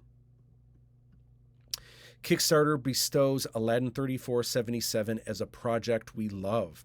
The Kickstarter unveiled this chart, giving a visual hint to what the logos for the next 2 films will look like.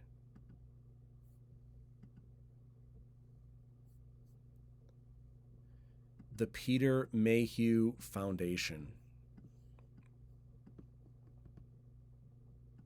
A nonprofit organization devoted to the alleviation of disease, pain, suffering, and the financial toll brought on by life's traumatic events, the Peter Mayhew Foundation was of course founded by actor Peter Mayhew, most known by playing Chewbacca in nearly all of the Star Wars films.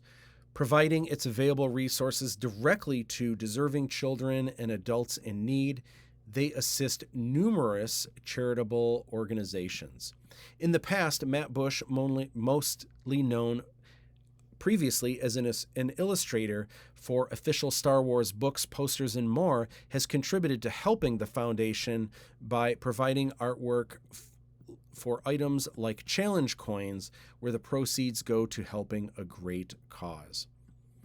On February 13th, it was announced by Matthew Egan and Angie Mayhew that the Peter Mayhew Foundation would be backing the Aladdin 3477 Kickstarter at the executive producer level. The foundation always sets aside a small amount each year to help an artist.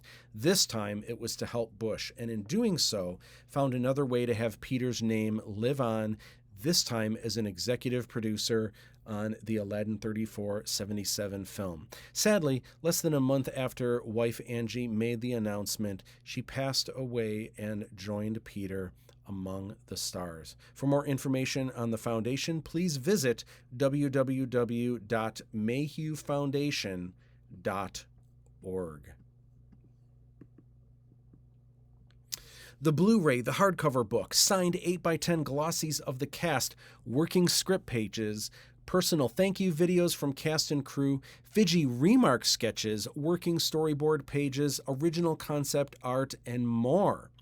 The big splash was successful on the promotional side of the campaign. In an effort to build the brand, Aladdin 3477 found press on websites such as 19th Edition, Comic Book Resources, Fantha Tracks, Film Starts, Game News 24, Jedi News, Zhu Video, List 23, Melodic.net, Michigan Movie Weekender, Nerdismo, Political Triangle, Spoiler-Free Movie Sleuth, Stoner Watch, Voyage Michigan, and magazines like Diamond Comic Distribution Scoop, Our Detroit, and Star Wars Das Officiel magazine, and newspapers such as Daily Tribune, Lebtown, the Macomb Daily, and the Oakland Press.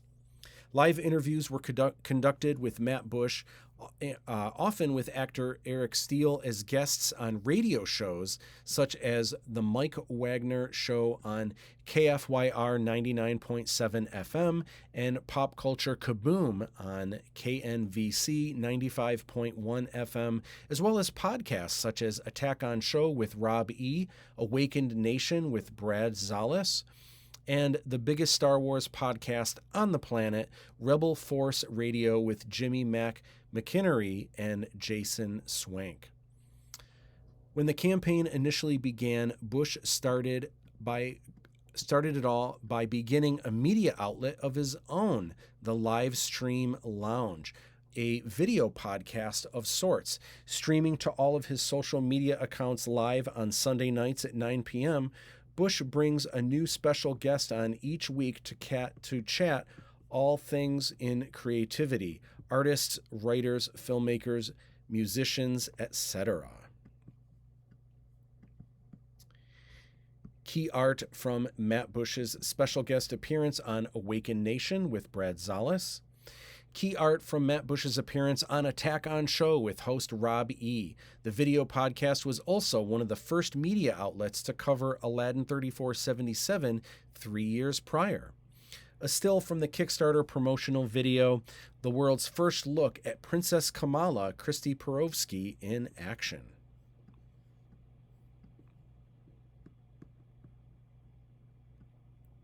Because the Aladdin 3477 campaign was then launching, it gave an opportunity for Busch to have cast and crew join in as special guests to share their experiences on both the films and their own creative pursuits. On March 3rd, 2023, the Aladdin 3477 Kickstarter came to an epic grand finale when Busch hosted a 24-hour live stream lounge event. During the stream, Busch had tons of special guests, cast and crew, popping in to help count down the final hours of the campaign. In addition to helping Busch stay awake for 24 hours straight, it was a great way to celebrate how well the work put in for years was beginning to pay off. There was always a chance none of this was going to stick, says Busch, so seeing the response has been extremely gratifying. Key art from the 24-hour live stream lounge event. During the campaign, the first official one-sheet movie poster illustrated by Busch was revealed. Countdown to the final minutes of the campaign. Matt Busch, Eric Steele, Casey McGrath, James Polony, Cam Turner, Terry Steele, Mike Heston, and Aaron Golmatis. Celebrating successfully funded more than 6 times over, Christy Perovsky, Casey McGrath, Cam Turner, Fidji, Matt Busch, Mike Heston, and Parker Matthew Kane.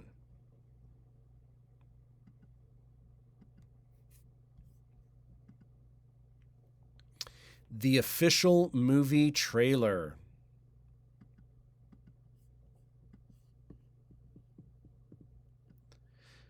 Official trailer key art for Aladdin 3477, The Jinn of Wisdom, featuring the Darshana Shailaja.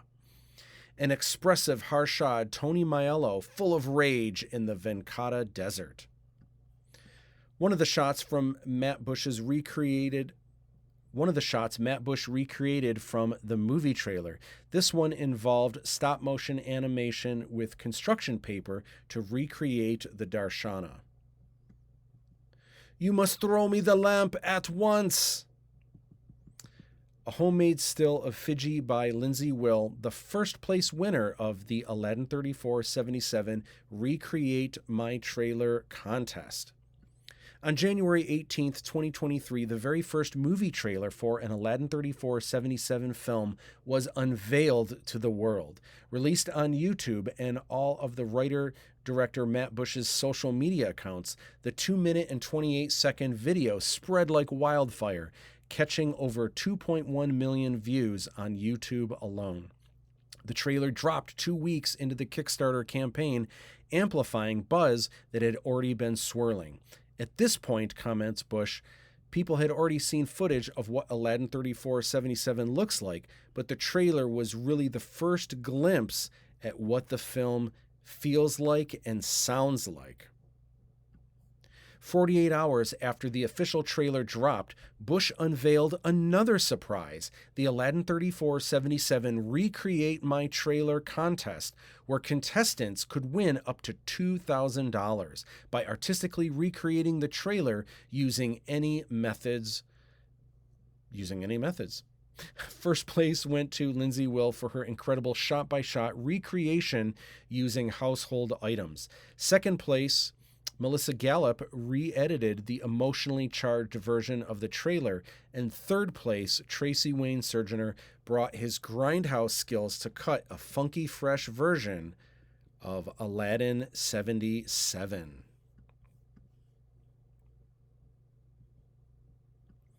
Bounty hunters Nikodata and Shropka on the hunt in the alleyways of Hong Kong.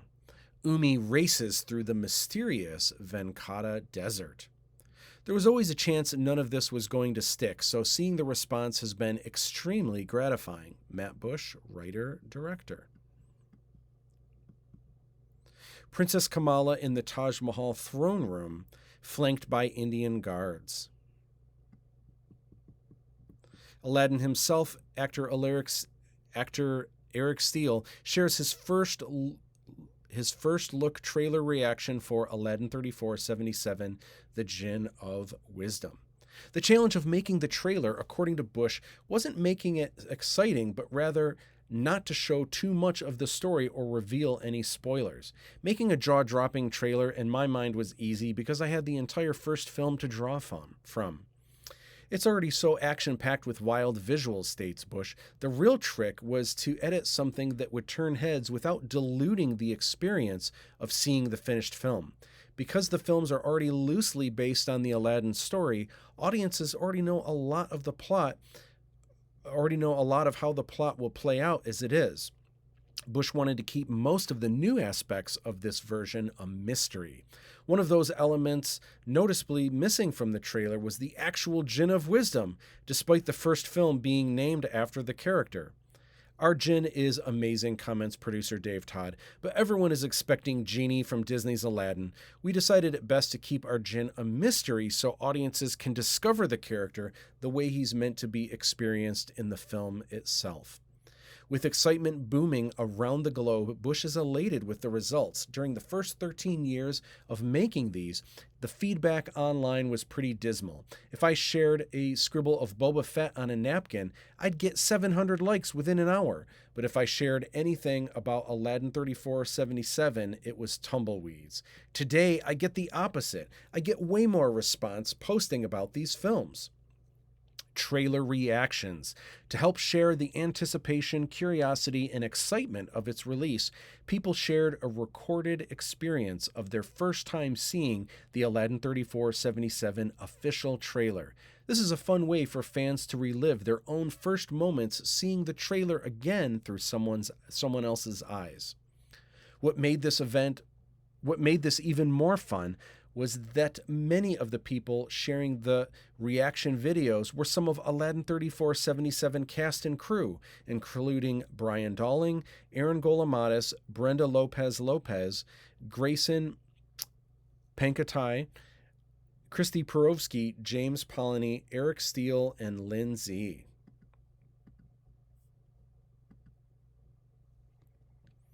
Fan art.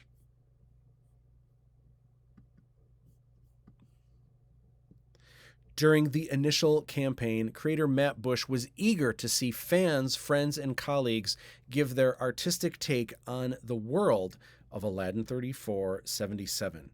An epic montage illustrated by Devon Amos, Procreate iPad Pro. Draw this in your style. One of the biggest thrills for Matt Busch during the promotional phase of the first film was finally getting to see fans, friends, and colleagues give their artistic take on Aladdin Fiji, and the rest of the world from 3477. There's so much art I've done building this world since my college days through the 13 years of production, comments Busch. So to see my dream come to life through other artists' vision is just the biggest treat. Fijiana Jones and the Lamp of Wisdom, illustrated by Joe Palazzolo, second place win of the Fiji Draw This in Your Style contest. Aladdin in Fiji, illustrated by world-renowned speed painter Dave Santia. Cyberpunk Fiji, first place winner and the hashtag FijiDTIYS contest by Zandrea Rodriguez. Mecha Fiji by Joe Salazar, third place winner of the hashtag FijiDTIYS contest.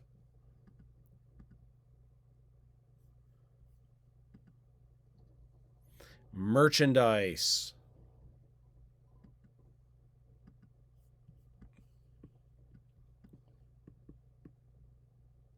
From its inception, creator Matt Busch designed Aladdin 3477 to be a brand. I was kind of groomed this way, comments Busch. Franchises like Star Wars, we think of them as the movies, but in real life, the experiences transcend into everything else you can imagine, from Lego to coffee mugs. And so when building my own sci-fi trilogy, I couldn't help but think beyond. The Kickstarter campaign was a great way to get merchandise started and into the hands of fans. It started with swag boxes, comments producer Dave Todd, where fans are getting a nice collection of items all year round. Standout items include Lego-style block figures of 10 of the characters from the first film, enamel pins, some of which glow in the dark, Fiji designer toys, where one can collect 6 different variants. We started with a bang for sure, adds Busch, but I see this going even bigger. Who knows what will stick and what won't? Video games, remote control Fiji drones? Who knows? But I do see this growing. We've got something so fun and there is so much more on the way. This is just the beginning. Clockwise from top left, an Aladdin 3477 snapback hat, the Fiji enamel pin, an ad from the Series 1 trading cards, the Red Star block figure with Romo, the Kong Cham Trooper block figure, the Fiji block figure. Aladdin block figure with blaster, satchel also comes with tracking light, Hong Kong Trooper with double blasters and multiple armor accessories, Umi block figure with Thai coin and noodle bowl, also comes with Indian flag staff, additional head.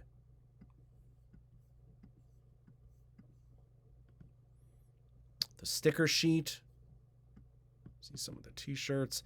The art of Aladdin 3477, the Jinn of Wisdom.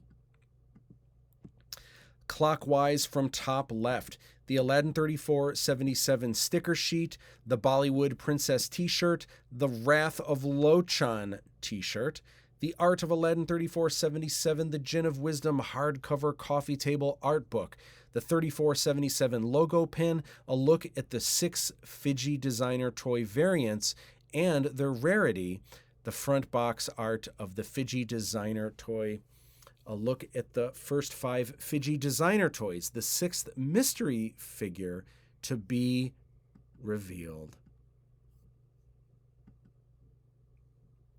That is the Aladdin 3477 official collector's edition.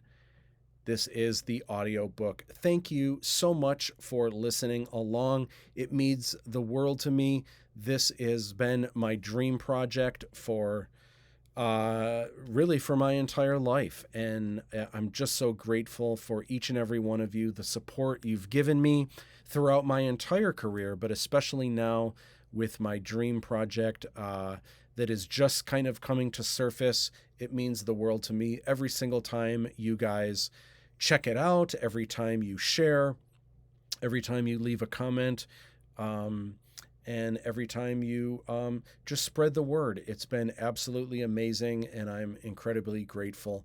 Thank you so much. Lots of cool stuff on the way. Can't wait to share with you what is happening next.